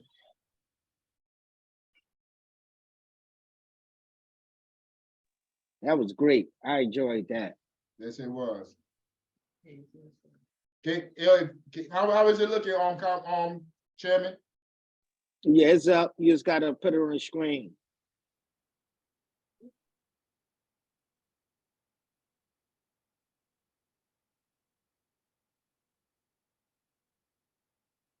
You see it? There we go. There we go. Picture for bigger. There we go. We good. Demonstrating that these things could be obtained through self-reliance was the first step in getting the people to see the potential of their taking history into their hands. Addressing the people's survival needs. We must first of all make a concrete analysis of conditions to assess the most urgent needs of the people in different settings and then organize the appropriate programs, uniting all who can be united and interfacing with existing groups and services as much as possible. Everywhere Black people are concentrated, there are common problems: poverty, hunger, police oppression, literacy, unemployment, disease, crime, homelessness, helplessness, mental illness, and fear. See, none of this stuff is new that we're dealing with today. Children wake up hungry. The elderly need help to survive. Families of prisoners want to see and hear of their loved ones. The homeless seek shelter, and workers want better wages and working conditions. All of these basic needs and more need to be addressed by the party and people's mass organizations. To accomplish this, the party must initiate and build neighborhood councils composed of veteran organizers and respected elders of the community. They're breaking down step by step what you do. They didn't say nothing about go vote. They're telling you right here, if you want to do this work in the community, they're breaking it down to you on the micro level for you to understand. To accomplish this, the party must initiate and build neighborhood council composed of the veteran organizers and respected elders of the communities. You got to go outside and work with the people. You got to go to the people. Like, that's the only way you can solve any of these issues in our communities. Programs can be organized under these councils, including employment of people's security forces. These councils will serve as parallel government formations in the oppressed communities and the embryo of people's power. Listen to that for a second. Like, when we say dual contending powers, I was talking about earlier about building your own schools and all of that stuff. Like, the government can have their city hall downtown. Those are their institutions. We can build our own institutions. It is not impossible. It is not a pipe dream. We can collectively pull our resources together because we're on the plantation. Everybody's on the plantation. You get up and go to work. I don't care what job you do out here. You are on the plantation. Once you clock out, even if you're a pig, you're a cop, whatever you are, you're a teacher. Once you clock out, that's when the liberation starts. That's when the revolution starts. You start organizing with the people outside your door, the person next door to you. You organize with them to build institutions that will liberate you. I know there's people that's gonna listen to this and be like, well, you just go down and tell your council person, you pay taxes, they're supposed to work for you. I'm telling you, you could tell them all you want. You could show them all the evidence you want. Yo, Jesus Christ can come down here with blonde hair, blue eyes, and tell them that what they're doing is wrong. Those politicians don't care. They've already chosen their side, and that's to work for the oligarchs. So our only duty, like the comrade just said, we are strong, we're young, we have all this strength. We have all this strength to build our own institutions in these communities. Going to the government, I don't see how that's gonna help anybody. I haven't seen the evidence yet. Free breakfast for children. The party should set aside its goal, seeing that every poor Black child on the planet starts the day with a wholesome breakfast. Right now, we give our food bi-weekly. We give our groceries at our own base. 309 South Orange Ave, Newark, New Jersey. We provide food like that, but our base is not equipped for us to be giving our food from there. We are working on partnering with somebody else that has another location. Hopefully by the time school open up after the summertime, we can have our breakfast program. But this is work that can be done. You don't have to wait, like wringing your hand, like standing there like, oh my God, what are we gonna do? The children in the community are hungry. Yo, every store on that block, you go to them and ask them, yo, are you gonna donate money or food, some eggs, some whatever every week, every month to feed the children in the community that are hungry? If those people say no, you don't entertain these stores. You don't support them. You don't go in there. You let it be known that they don't want to be part of the community. But you can do this work. It can be done. Inclusive. The party should set as its goal, saying that every poor Black child on the planet start the day with a wholesome breakfast. This includes areas of Africa where famine is raging. It would take an army of workers to achieve this goal, and it is an army we must build. Children are not hungry. Children are not hungry, even starving, because there is a shortage of food in the world. But because their families cannot afford to buy enough food, and there is no profit in feeding them. And that's how capitalism works. It's all about money. If you don't have money, it doesn't matter if you're a human being, because life is the most sacred thing on this planet. Life. Yeah, I said it. Life is the most sacred thing in this planet. You can't get that life back. Once the life is gone, it's gone forever. You can forget about it. So like capitalism don't care about life. They care about profit, maximizing profit at any means necessary. Every basic unit of the party should maintain a mobile field kitchen and stockpile of powdered eggs and milk and dry goods to make hot cereal and cocoa, so that it can set up to provide emergency breakfast for masses of children in disaster situations. I think this is called mutual aid. When you watch them podcasts, them people be talking on there, I think they call this kind of stuff mutual aid, whatever. But they're telling you here, the Panthers are telling you that have already done it. You should keep this stuff stocked. You should be able to feed the people in your community. It's like you could go outside all day talking that Black Power stuff. People gonna look at you like you're crazy. Until you're able to feed and meet people's needs, you're not going to reach them. You're just bumping your guns because they already know. They already know they're catching hell. So you telling them they're catching hell, just add up to more catching hell. Party members should be rotated to do service in other regions and countries where poor Black people are. And we should be as active in Luanda, Kinshasa, Dar es Salaam, Cape Town, and Port-au-Prince as in Harlem, Detroit, Chicago, Compton, and Oakland, and Newark, New Jersey. This massive undertaking is central to party's work and other programs such as supporting the establishment of growers co-ops, food co-ops, liberation schools, daycare centers, and free clinics. Look, it's right there. How do Like when you ask yourself, so how are we gonna do all this stuff? How are we gonna feed each other? It's telling you right there, growers co-ops. That means everybody that's in that community that lives there, that has that issue, we can pull our resources because we are all on the plantation picking this cotton and we're coming home with this little change. We could put all our change together and build what we need in our communities. That's the work that nobody want to do. People rather go vote, they rather go march, they rather go talk at college campuses, they rather do all of that. But none of them are willing to put their money together to build institutions in this community. In fact, they move out the communities. They move to the suburbs, they go live in the suburbs with people in their class, and then talk about the people in what Fred Hampton called it, talk about the people in the valley as if they're worthless, as if they brought upon their reality. This is what people do. Well, the professional managerial class people that always talk about they're speaking for us. You see them all the time. They be everywhere on every news, CNN, MSNBC. They be wherever they at, talking about they're fighting for us, like the Al Sharptons of the world. They're not fighting for us. The only people that be eating is dumb. Combating the AIDS epidemic. Like you could, this was from a couple of years ago, a couple of decades ago. So look, you could put AIDS, you could like whatever in there, whatever you want to put in there, COVID, whatever you want to put in, you could substitute AIDS for. AIDS/HIV is an epidemic particularly affecting Black people.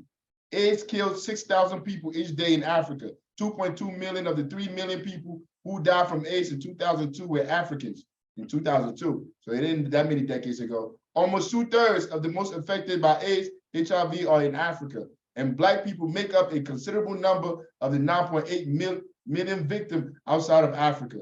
40 million African AIDS orphans are predicted by 2010. Yo, when we talking about AIDS, go back and go look up Fauci in the 80s about AIDS and how he treated people with AIDS back then and how many people Fauci and them killed. Like, see, when I say something, I don't just be saying it because you could go prove me wrong. Go look it up, go do the research, go observe on your own and come back and tell me what you think of Fauci. To make matters worse, AIDS relief efforts have been backing off from condom distribution under pressure from the Bush. That's baby Bush. That's George Bush. Administration in favor of abstinence education, offering bounties to girls who remain virgin. See the goofy stuff they do? They goofy, like be a virgin and we gonna give you money and stuff. Don't have sex. It's like instead of giving the people scientific education, they bring all this. The imperialists bring all these dumb policies and dumb rules, and they give it to their puppets that control the country, and they make them, for them to get money from the United States, they have to make all these idiotic things laws.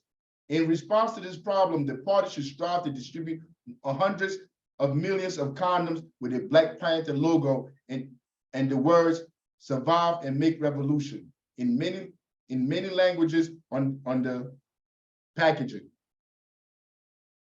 The broadest international support should be sought to fund this effort. A mass publicity campaign involving buttons, posters, billboards, websites, and TV and radio spots should be waged. And in particular, mass youth organizations should be enlisted to help with fundraising and condom distribution. The issue of funding, sponsoring families, both in country and internationally, for AIDS and War Office should also be addressed by the party. This is an area where the party can grandstand, creating media events where plain loads of orphans from Africa are united with host families in America and Europe. These families can also be enlisted in mass mobilizations to call attention to the issue and the obstructionism of the imperialists. Overall healthcare, public health. The situation presents a wide range of problems calling for a variety of programs, including free clinics, free prenatal care and maternity centers, immunization, sewage treatment, and composting, drug and alcohol rehabilitation programs, abuse shelters, hospice, public health education, and free ambulance services. The Barefoot Doctor program developed in the People's China can be replicated, training volunteers in traditional herbal medicines so they can go deep in the countryside to provide medical and health services. You're a doctor. You a nurse. Whatever you doing on the plantation. Once you get off that plantation, it is your duty to go back and give that knowledge to your people. That's what basically this is saying. You ain't gotta be barefoot. You just like go into the community. So like, let's say we got the base, we got the Panther base, and you a doctor, you a lawyer, you whatever. You're 1 day out of the week. You make time 1 day out of the week to come through and give probably like 2-3 hours to the people, to the community. Because we are not doctors. I'm not a doctor. I'm a sociologist and a historian. I'm gonna use what I got. I'm here doing it right now. So you like, if this is what you do, you come in the community and you give that time to the community. Yo, this is not a pipe dream. This is not something that can't happen. It can happen if you're willing to make it happen. Well digging crews can address the problem of portable drinking water, particularly in the urban shanty towns and poor villages. Portable public chemical toilets can also be used. Swamps can be drained and so forth. Assisting prisoners and their families. Bang, bang. Hey, yo, my man Jake, you hear Jake from the White Panthers? Talk to me. Is anybody on here from the White Panthers? Yes. Talk to me. Tell us about that. Tell us about the newspaper, the paper we got going to the prisons.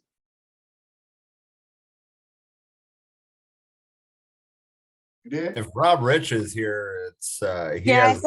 I think Rob Rich would be a better person to talk about it. I mean, Is he I here? know that was, I don't know. Yeah, he's in the participants. All right, but Rob, when you come back from the bathroom, just chime in. But I wanted Rob to explain to All power to the people. I was taking my headset off. All power, comrade. And look, this is Rob of the White Panthers. Look, we're reading right here. We're reading our history. We're learning about what we're supposed to be doing. But most of these things that we're reading about, yo, there are Panthers right now on the ground doing these things right now that are working right now. Yo, the White Panthers, go ahead, tell us about what you're doing with the prisoners and the letters. All right, all power to the people. I'll give you a quick analysis on some of what we got going on. This is based off of getting back into the prisons and, getting education into the system because, that's the first line of defense. So this curriculum in which we are doing right now, we're making the same curriculum for those on the inside, right? And that's just a starting point. That's just a way of bringing consciousness to the next level because, a lot of people don't have access to those things on the inside. Anything that's may be deemed revolutionary, or it could be a self-help book. They don't want that on the inside. They want to medicate you and put you back in your cell. That's what I've did 10 plus years in prison. So that's something that we're trying to do by any means, get back into the prison systems, get that education going. If we have to rewrite it by hand, whatever we got to do to get stuff back into there where people could be educated on stuff like what we're talking about now. You had a question? Yeah, one more question. Hey, yo, how do you get the literature to them? Oh, so, well, we know times are changing, but one of them is directly through mail. Other ways of doing it is, some of these places, this is going to be a test, but it would be through, some of these places are trying to take away mail. Believe it or not, they're trying to take mail away. So this is something that's going to come up when we start to build with other prisons that have this email system. And this is another way that they try to profitize people being locked up. They say it's for security reasons, but what they really do every time that a person opens up a letter, they want to charge them for it, or an email, they want to charge them for it. And they're giving people iPads in prison and these different things. So a lot of these things are going to transform into other programs, right? When we build up our social forces, of course, we'll be able to, maybe reach them through the airwaves of telephone calls, radios, maybe we could have some of these sessions where they could download on MP3 players because they're starting to put MP3 players in prisons as well. So as the Panthers did back in the day, as what you see on the screen, assistant prisoners and their family, they were able to unite with getting buses and stuff where they would actually pick up families to go see their families in prisons. And that's going to take time, being able to build up the social forces to do that. But that's all that's the intention, but nobody knows exactly what is needed more than what themselves. So they're going to be a part of developing this as well. Like it's not like we're coming there as a charity and just going to tell them what they need. They're going to tell us what they need. And that's where we're going to build off. All power to the people. All power. Thanks a lot, comrade. The party's work among prisoners revolves around the strategy of turning the iron houses of oppression into schools of liberation, and the oppressed communities into base areas of cultural, social, and political revolution, and the struggle for prisoners' rights and aid against cruel and unusual punishment, including capital punishment, the sentence of life without parole, and indefinite confinement in SHU. Indefinite. Oh, indefinite? Yeah, I'm bugging. Yeah. Indefinite, I'm bugging. Indefinite confinement. Hey, thanks a lot, comrade. In SHU, is that SHU? Special housing units without review. We raised the demand, no incarceration without representation, and call for amending the 13th Amendment, abolish all slavery. Special human rights watchdog committees should be organized to monitor prisons, sentencing, and parole proceedings. Legal defense funds should be created for political prisoners, and movement lawyers trained and retrained to free them. Free bus rides and overnight accommodations should be organized for the families of prisoners, and they should be organized to press for prison reforms. Mutual aid associations, see, there you go again, mutual aid, that's that co-op stuff. Mutual aid associations should be formed among these families and the party should carry out political education among them. Particularly, attention should be paid to the welfare of children of prisoners. Liberation schools. The Hasan Shakur liberation class covers a wide range of political theory, social movements, the true history of Africa. We find it necessary to couple theoretical learning with boots on the ground. Theory and practice must go hand in hand. Panther power starts with seeking first the political inclusion of the masses in everyday life as drivers of revolutionary change. As Comrade Malcolm X once stated, education is the passport to the future.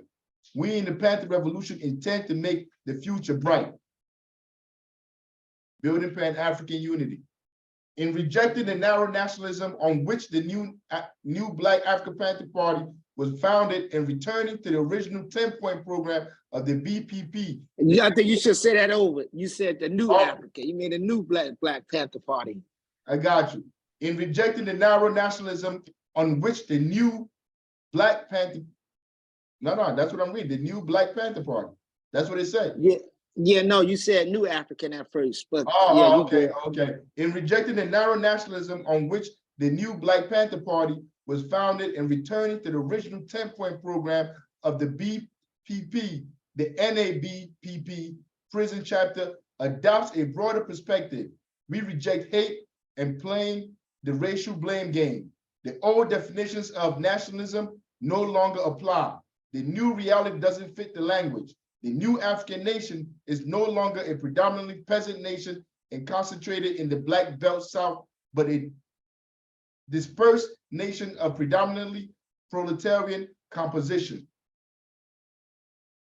We are part of the multinational US working class and international working class. It is also true that we are part of the Pan-African nation and comprise a significant portion of its proletariat. We still suffer national oppression, but not in the same old way. The emergence of US imperialism as the sole superpower and the headquarters of global imperialism has changed the situation. The principal enemy and oppressor of the people of Guinea-Bissau and the Cape Verde Islands, Angola, and Mozambique is no longer Portuguese imperialism as it was in the 60s and 70s. Throughout Africa, the rising force and dominant vampire is US imperialism, along with its pack of junior partners exercising neo-colonial domination. Many of the forces that resisted direct colonial rule have dropped their Marxist and African socialist politics, sharing the wealth, the accumulation or whatever, selling the means of production. That's Marxist. African socialist politics, meaning we all get a piece of the pie. So let me read that line over. Many of the forces that resisted direct colonial rule have dropped their Marxist and African socialist politics and become eager allies and clients of US imperialism, as if the problem of the fox in the chicken coop was to get a bigger fox.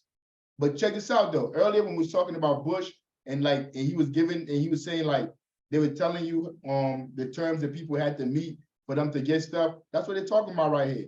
Like they give them those terms for them to meet, for them to be able to get the money that they want, that they keep for themselves, not the people.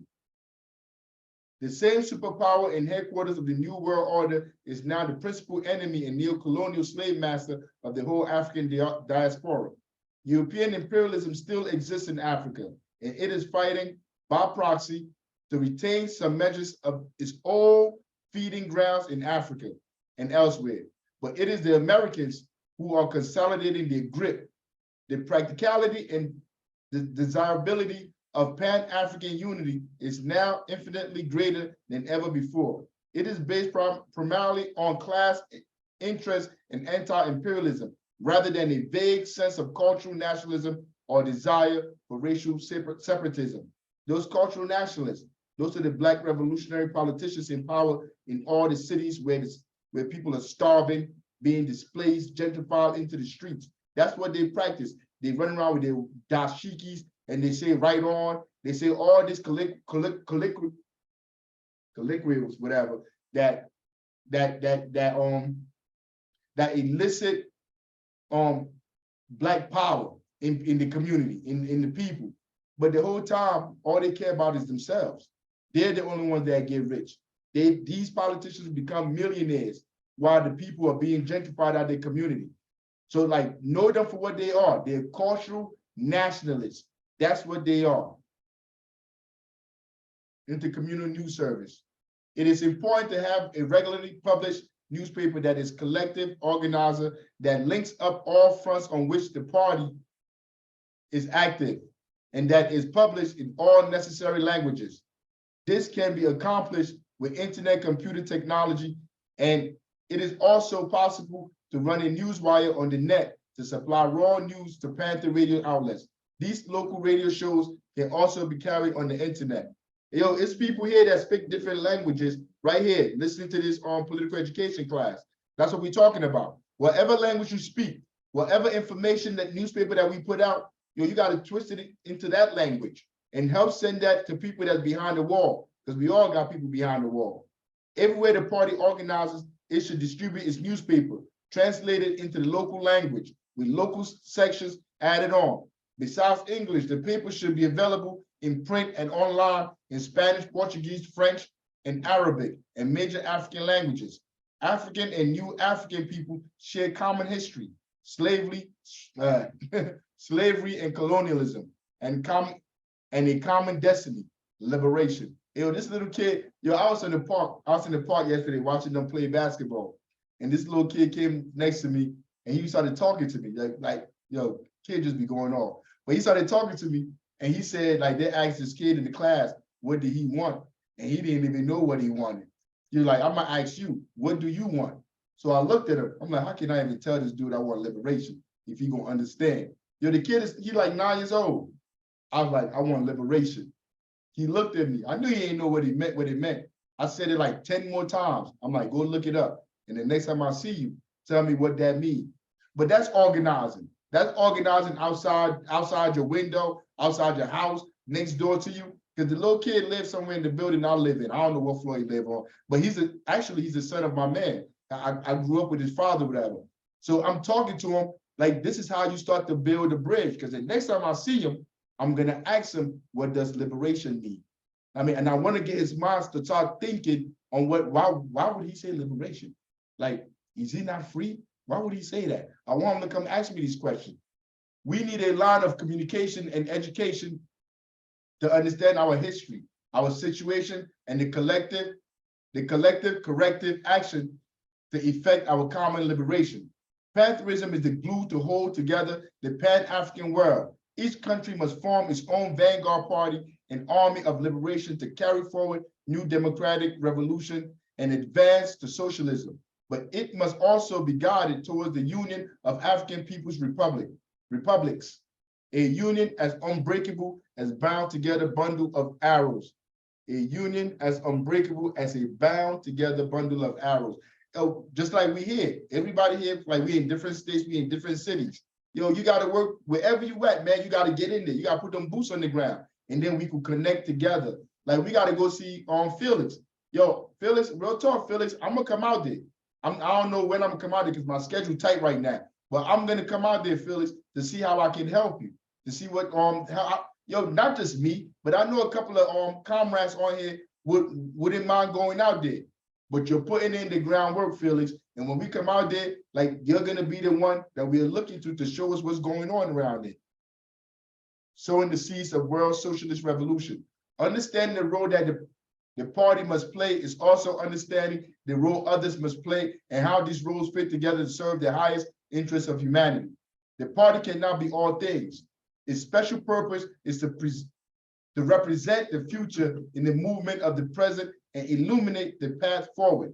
It is a Black revolutionary nationalist party that recognizes that class struggle and socialist revolution is the path forward. Black people alone cannot make this revolution. Not even all people of color in America acting together can do that. A significant section of the white workers and people in general must commit themselves to this revolution. And to lead this requires a vanguard party of the whole US proletariat acting as a detachment of the whole world proletariat. That's deep.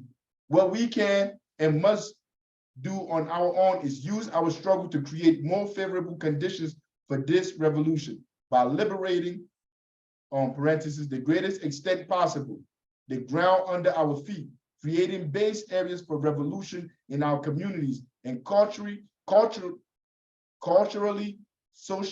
socially, and politically asserting our will and desire for all the way revolution. But that's what we're talking about.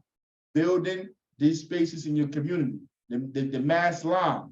I mean, we have to build in our communities. I can't leave from here and go to LA and say I'm going to build a revolution. I don't know nobody down here. I don't have no social credibility. I don't have no ties. It'll be hard for me to survive there. But right here in Newark, New Jersey, where I've been there all my life, I know almost everybody here. I can start to build here. And people that have known me for the last 10, 15, 20, 30 years of my life will be like, yeah, I know Africa. Like, nah, he ain't that type of person, whatever. Yeah, I could mess with Africa. Like, but I can't do that in LA. I don't have that social credibility.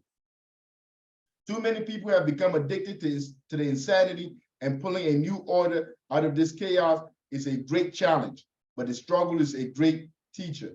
We must use the struggle and let it teach us, sowing the seeds for the ultimate showdown with imperialism, sowing the seeds for the people's victory. Comrade Jackson's words at the top of this essay are more glaringly true today than when he wrote them more than 30 years ago. They call out to us to be righteous people who can get at the monster's heart. To perform this service, we must be worthy. We must kick our addiction to the insanity and purge ourselves of hate. We must nurture and fill our hearts with love, Panther love. We must commit ourselves to a long and protracted struggle, one that will test and strengthen us, perfect us, and make us worthy to win the love and respect of the whole world and future generations. We must dare to struggle and dare to win. All power to the people. All power to the people. We about to have a discussion right now. We fit that's done real quick, but like when we do these classes, it basically explains the stuff I'll be thinking, what I'm thinking, but it puts a roadmap out where anybody can understand this. I mean, like we all understood what we just read. I don't want to have to read this stuff, but we got to read it because people are not going to read it on their own. We got to read it. And you can tell, like I got this African tongue, it be spinning, I'll be biting my tongue sometimes, but we got to do this work. Because like I said, there's some people here that want to be Panthers. And we gotta go through these education classes for them to be Panthers. Because we all have to understand what we doing here, what our purpose is, what our strategy is. Because I don't need nobody asking me no questions in the 9th inning. When everything is going down, there ain't nothing to talk about. So like, we need to study, man. Yo, we need to read the red book, and we need to study and understand what we doing here. But aside from that, who got anything for me? Talk to me. Me, Ms. Jones, Shannon. Shannon, go ahead, Shannon. If you're able to, I want you to back it up to the slide around veteran organizers. Oh yeah, I remember that. I don't know if I don't remember where that. When I see it, I'm gonna stop you. Got you.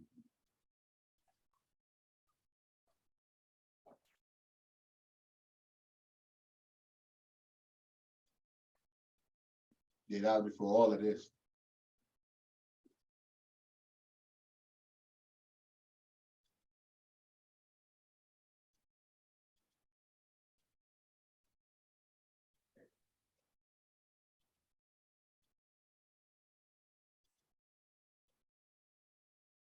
Hey, patience. Because that slide really, really, really, really. You see, I passed it. It's really Can you see powerful. Can you find out what slide it is on the thing? The starting point society, take it statewide. You said you're gonna see it. I'm gonna keep going.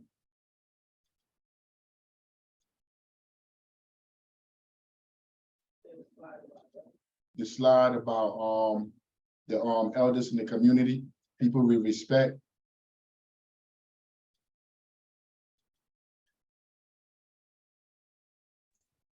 Neighborhood councils. Yes. You could probably search it in the search button because it's not all the way back here. I missed it too. Stop sharing. Go to this. If I stop sharing, I don't wait. No, you don't got it on your sidebar. You could search for it. But at any rate, while you're digging it up, the reason why I requested that you return back to that slide is because I know there's a few younger people in the room, and I know that there's been a lot of internet talk around a lot of anti-intergenerational work. And I'm glad that came up on these slides. Let me cut my video off, sorry. A lot of talk about anti-intergenerational work, right? About young people and the youth and blah, blah, blah, which is cool, right? But you know that African proverb, young people go fast, but the elder knows the way. So any community council that you're building that's in keeping with these principles in a 10-point plan, if you don't have somebody 7, 17, 37, 47, 67, and 87, you're missing something. You're missing a contribution to what you're able to build. That 67-year-old person may help you build that grow co-op because they've been planting food for years. Because remember, my time is when they eliminated home economics. That's when that started to disappear. So you'll find younger people may not know how to grow food where elder will know how to do that. And it happens in the reverse as well. I'm 46. If I want to know something technological, I'm going to ask somebody that's 21. Can you see it? So I have to have, yes, right here.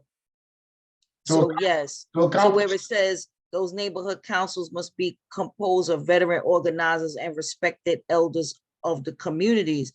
And there are times where, because imperialism is so crafty, a lot of the social engineering and side ops is around starting new and starting fresh, and this is new, and this is the first, and this is the first time. And what happens is respected elders of the community and veteran organizers become, this was another word in your series of slides, Brother Africa, become nostalgized, right? And not remain as living, breathing people that are architects and participants of organized struggle.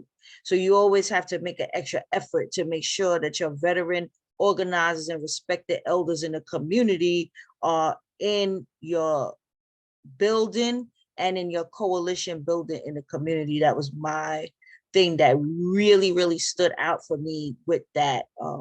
I bring that up because in my organizing work, infiltration happened along intergenerational lines. The younger people felt that they were being infantilized, and elder people felt young people didn't know what they were talking about. So it built a division that allowed infiltration to come in.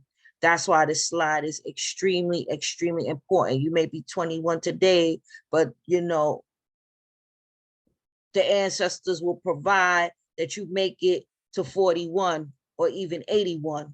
So I just wanted to give that as a contribution to the younger folks I see with their cameras on in the room as to how you're able to approach this work and really build solid ground on what it is that you are doing. So yeah, I really was really feeling the slide. The other thing I had to say, the HIV piece, when you said, Brother Africa, about you can substitute things, what you could substitute for HIV is you could substitute fentanyl. All power. All Yeah. Thank you very much, everyone, for letting me go on like that for like. No, you good. All power to the people. Good, Wonderful good, contribution. You good. All power. Yeah, I saw, Comrade Monica, your hand still up, or is it from last time? Oh, no, did I push something by mistake? Now it was up there from last time. You good, you good. Oh, okay. All right. See, and Nick, I saw you first, Nick. Go ahead, Nick, then Tristan. Can Tristan go in front of me? I'm doing something right now. Nope. Okay, all power. Go ahead, Tristan. You there, Tristan? Yes. So I was about to talk about how initially you in that one slide when that said we are the only ones who can get at the monster's heart without subjecting the world to nuclear fire. I would like to talk about that since we are like pretty much at the belly of the beast here, since this is pretty much where capitalism began in many forms of proto-fascism, and that can be pretty daunting, especially to any communist like myself. And but it's also important, how the primary motive of the true revolutionary is love of people, because one thing that I see a lot of is how a lot of people tend to hate capitalists more than they love the people, which that sort of balance is definitely important to consider. And how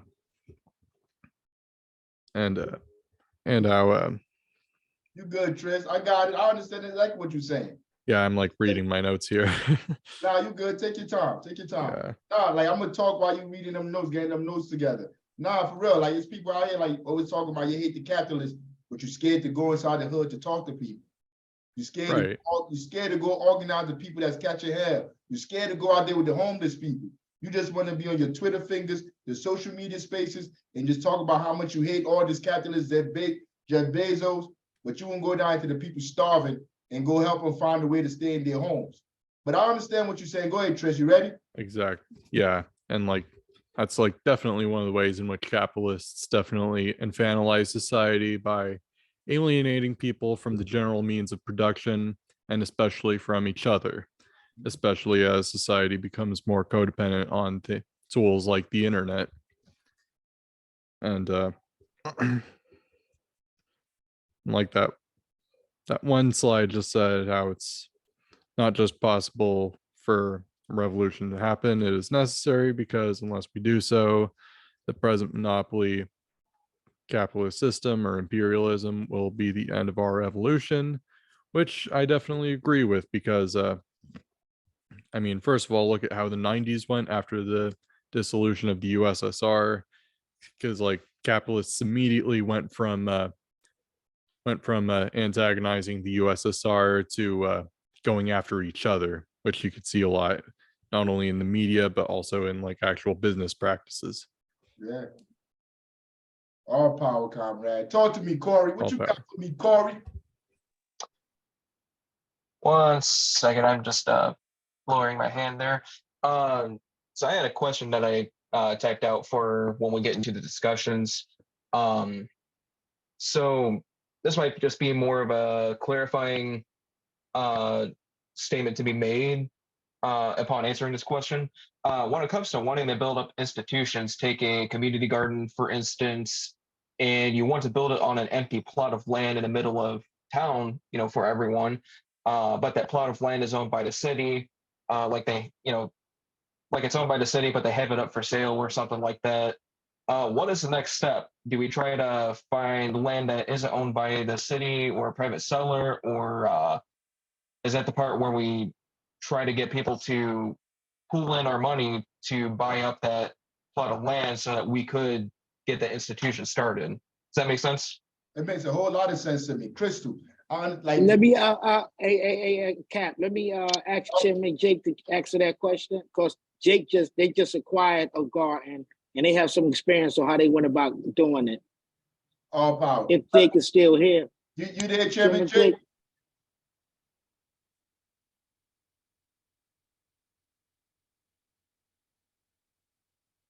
But go ahead, Captain. Oh, okay, all power. If Jake, if you come in, you can go ahead and talk whenever you're ready. But the way we got our base, the chairman went down to City Hall, and he went down to City Hall and told them, like, look, we're taking this abandoned building and it's going to serve as a base for the community. They didn't pay a dime. Went right down there and told them that. And we went in there and started doing the people's work. Period. End of the story.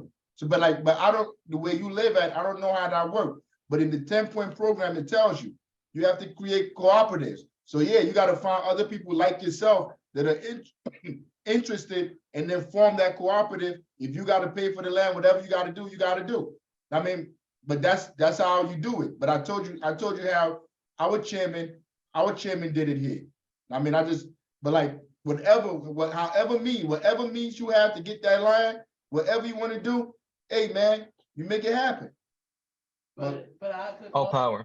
Go ahead. I also want to add that we've been doing work in the community for the past 10 years. So we had social credibility, we have street credibility. Our work showed for itself. So we could go down to City Hall and be like, have certain demands.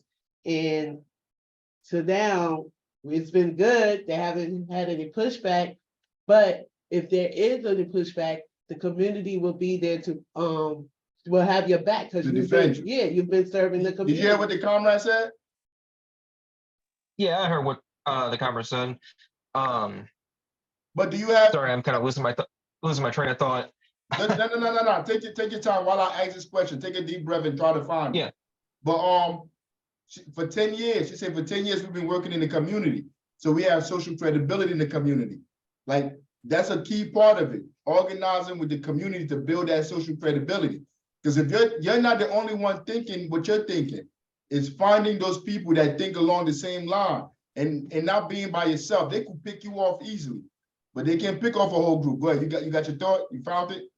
I don't know if I got the original thought, but like just kind of going into a little bit more on that.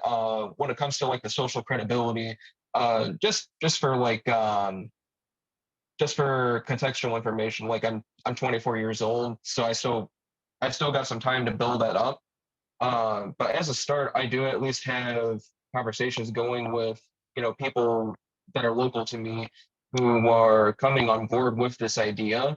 It's just it's still taking a bit of time before we could probably put that into direct action.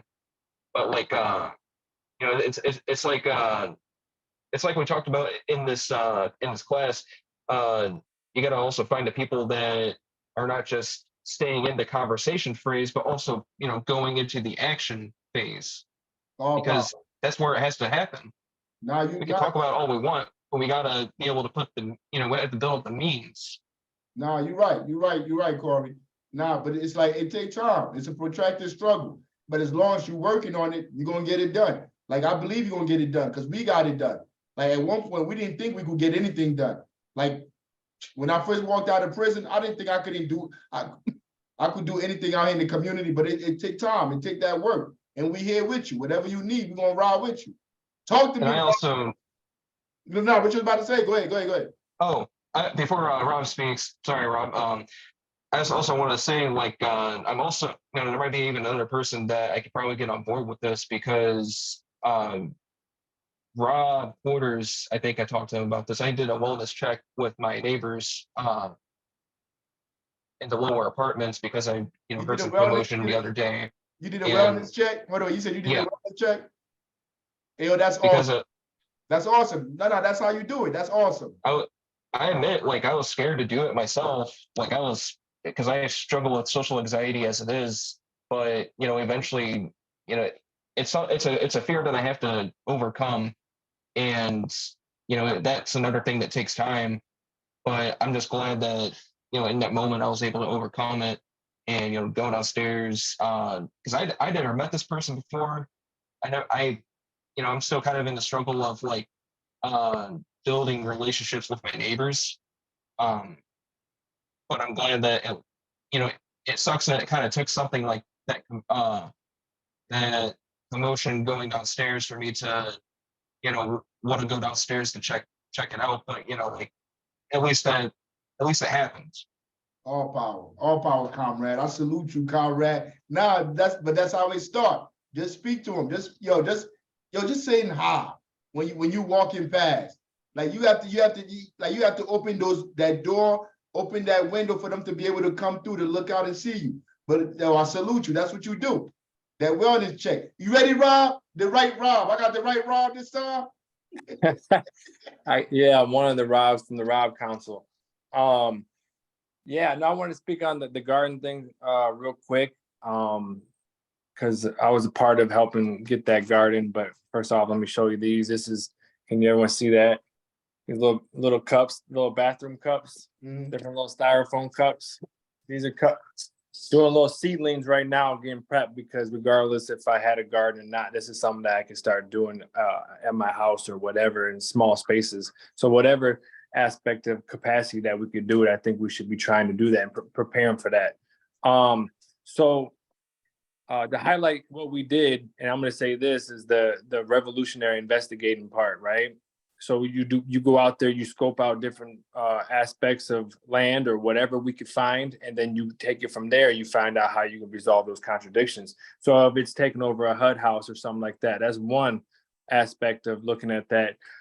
Just this one had a little bit less as we did the investigating on this house. Or it's not this house, but this land that we found out that this house was owned by a business.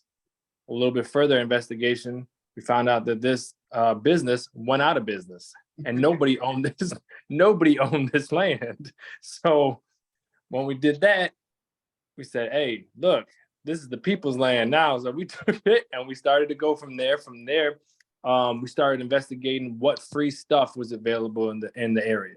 And we started going on Marketplace and all these different aspects, putting stuff up on Facebook. And then whatever we could, we accumulated compost from a farmer that was giving it away for free. We accumulated pallets by the dozens that we end up cutting up, and we were putting them and we made them into beds. I actually remember, sorry to cut you off, I actually remember you talking about that when we were in a phone call, Rob, because I have that in my notes from our conversation. That question I had though was definitely, it was just another addition that was kind of needed because it's been kind of an obstacle in the way. But continue on, my bad. Yeah, no, it's all good. That's a part of this investigation and stuff that we're gonna do because you may not come across the same thing we came across, and you may come across something that's totally different, and then we're gonna find different ways to resolve that, and that's just the basis of what I'm getting at. So, regardless of what type of programs we're talking about that you find with that you want to implement in your community, that we're gonna face obstacles. We gotta resolve those conflicts and however we can. But there's points to this where the conflict and the social forces, they have to meet up, right? So, for example, if you want to take over a house and you get there and you know that house has nothing in it. And when I mean nothing, where like the roof is caving in and everything else, where it's beyond what the capacity of what you could do, then you might not want to take on that right then. So if you're talking about land, if it's only you might want to start smaller. But if you got 2, 3, 4, 5 other people, now you can start opening up different avenues of serving the people. So that's all I had to say. If you had any questions, I could try to get into it, but all power. All power. All power to the people. All power. Hey, Nick, you ready, Nick? Yeah, I'm ready. I'm ready now. There we go. It's almost been 2 hours and 30 minutes. Talk. My bad. Well, to Corey's thing, you can also do squatters' rights. Just know the laws about that, because I just looked it up. But yeah, squatters' rights does go to both buildings and land. Do you, if you don't mind me asking, do you live in Illinois by any chance? No, I don't know Illinois. I just know Texas. I'll have to But I know look it. that up then. Yeah, because I'm down here in Texas. I'm down in the Neo-Confederacy. So, yeah, but I was just saying, you can always look into squatters' rights, and that actually can help you as well. Just got to know the laws of the states dealing with that. But that's one way you can do that. If it's unoccupied land, nobody's been doing anything on it. Just like Comrade Rod said, even if a business supposed to have it, but the business doesn't exist, you start planting stuff on there. Nothing really should go about it. But unless something even if does they got happen, even if they got like a for sale sign or something like that. well, or like, if it's a for sale sign, then no. But if it has like nothing on it, like a house that doesn't have a for sale sign, and you just go staying in there. I know in Texas, if you were to do that, then you get the house. Like they can't contest it after you've been staying there for like 6 months. But yeah. Zombie houses. But like even land, if it's just land and nobody's been on it, like the land next to me in my house, like nobody has it, nobody claims there, no for sale sign or nothing. I've been chopping down trees. I've been trying to wrangle in my chickens, because I've been trying to do some urban farming in a sense. Even though I'm out in the country, but still call it urban farming. But yeah, but to you, that's what I was trying to give you, like, look up the squatters' rights, and you may possibly have a case but like you said, if there's a for sale sign on it, then don't mess with it. But if there's no for sale sign, this goes to anybody. No for sale sign, and it's just a house or some land. And like he said, you do some research, and it's like nobody's doing nothing with it, then it's, squat on it. That's so like just to kind of like if there is like a for sale sign on it, this is probably like the less likely outcome that could happen in my case. But if I really, if we really wanted to utilize that land, more or less that would have to come with like a collective power situation where people do pull in the funds for that plot of land, right? Okay. Yeah, but my thing is also with that, check if it's a for sale sign, check the dates on it. So if it's been up for X amount of like days, this is I'm only telling you this because me and my wife, we just bought this house. If the house or some land has been up for like over 100 days or something like that, and they have they put an arbitrary price on it. See if you can talk to them to get it knocked down lower in order to acquire that. So you can always do that. I was just about to kind of talk a little bit about that too, because that idea just kind of brewed in my head. Like, if I can get enough people, we could probably go into City Hall and be like, look, this plot of land has been empty for 10 years since this Lipton Tea Factory building burnt down. We want to do something with it. So either give us a reasonable negotiation on it, or, just let us use it. That too, or it can go up. Also check the options as well. Because they sell people houses for like people that went to jail for like, I don't know, fraud or something like that. Like they'll throw their house on auction and you can get it for like I'm just saying a house, but property for like cheaper prices than what the person actually paid. Or even without when they look at your house and they put a price on it when they do that thing. Appraiser. Yeah, an appraisal. Even without the appraisal, you can get it for like for like maybe $1. Something like that. You never know, but that's just some information to help you out when you're trying to acquire the land and stuff like that. Oh, wow. But the thing I wanted to say, I know, especially down here in the Neo-Confederacy, we have a lot of loosey-goosey, crazy laws and stuff like that. And I know the main thing, and I love that Captain African always talks about education. He's a sociologist and all in history, because we're having a big issue problem down here since the TEA, the Texas Educational Agency, has taken over the HISD, Houston Independent School District and stuff like that. And I just want to, let everybody know that one, I'm going to try to set up a program to get kids history books, in particular with good Black history, not like the old Daughters of Confederate wrote Black history, but like Black history books here or history books in general that has real history in it. That's one program I'm trying to set up for down here. Two, of course, they don't want to feed the children. That's just, all over the country, but particularly in the Neo-Confederacy, they do not want to feed the children. Wow. They don't care about like people, like honestly, after this last shooting, I've said this many times. People do not value children because they do not bring in capital. Because they can't bring in capital. That's just my view on how I've seen a lot of stuff. And if they're supposed to be the future, even for capitalists, they got to use them in order to bring them more capital. Why not even, take care of them, feed them and stuff like that. So like I said, I've always been talking about doing a lunch debt program down here. And I know that I believe that we're averse to voting and stuff like that, but we also have to understand a lot of Black people down here still kind of believe in because they haven't been properly educated on it. And so I still somewhat help the Texas Organizing Project and getting people registered to vote. I understand, especially down here, that nothing really will, because you got to have either the right candidates that's not gonna, become complicit with the system. Like Dr. Cornell West said, Black faces in high places became complicit with the system, and that's very hard, very hard to come by. But, I still try to, educate people even through like the whole, when they come to the group meetings and stuff like that about, just Vanguard Party stuff, like particularly the New African Black Panther Party and everything like that. So just giving y'all a little update about Texas, the part of Texas I live in. So look, you got to meet people where they at. If they in church, we got to go into church and try to organize them. I mean, wherever they at, you got to meet them at. But that's the work. You're doing the work. Whatever help you need. I got to go to Texas. My cousin out in Texas, he been telling me to come. What part? I don't know, man. I'll pull up. I don't care what part. I'll pull up, man. Hey, no, real talk. Like I say what part because Texas big as fuck. Yes, but like honestly, like when people say that, like when I was living in the city of Houston, I always say I live in Houston. I don't live in Texas.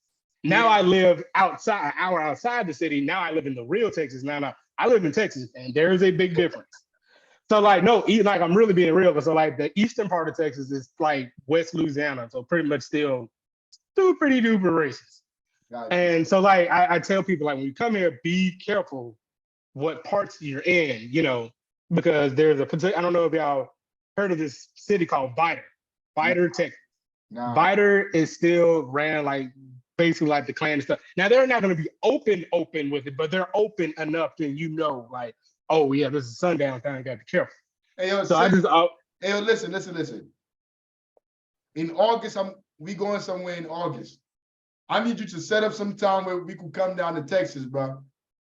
Okay, in August. And you let us know. We're gonna come down to Texas for a couple of days. All right. I'm in Cleveland. Yeah, look, and everybody out there right now that's in the class, wherever you at, if you're doing something, reach out, man. Let's all of us try to pull up. I mean, but like, I see Tom got his hand up. Go ahead, talk to me, Tom. Okay. Yeah, I just want to clarify the position we have is we support people's right to vote, particularly when they're discriminated against, like prisoners, we support to have a right to vote. And, but that doesn't mean that we support any of the bourgeois parties that are candidates, We don't see voting as the leverage that we need to change society. But as far as registering people to vote, the party has no opposition to that. We think it's sometimes that's the most expedient way to build a mass movement. But at the same time, we don't want to give people illusions that the Democrats are their friends or voting for this or that hack politician is going to change their world. Our strategy is to build a base in the community. of people's power. That's all I wanted to say on that. All power, all power, all power. Hey, we've been on here 2 hours and 30 minutes, y'all. So Brother let's end it, Africa, Cap. Look, Oh, we- after the last person. You said is there what? an announcement portion? You said what? Is there an announcement portion? Yes, I'm about to go to it right now. Let me see this video right here. Let me see this video. Okay, cool. Is this a video? Yeah, it says you want to the next week's plan. Yeah, but where is it? Oh, hey, look, for next class, so I need you to watch this video. Please watch the video and see what they're talking about. So when we have the conversation here, it could be easier. It's 44 minutes. I mean, but it's in the late 60s, there are a few radical groups more controversial than the Black Panthers. United Baby. The Black Panther Party was truly the first in-your-face movement in the history of this country, led by the dynamic personalities of Bobby Stevens. Yeah, I'm gonna stop it right there. Look, it's a good video. It's well done. Watch the video, see what they're talking about, so we could talk. We could meet up next time in class. But who wanted to say something? Shannon, you wanted to say something? Just announcements since it came up, pull up.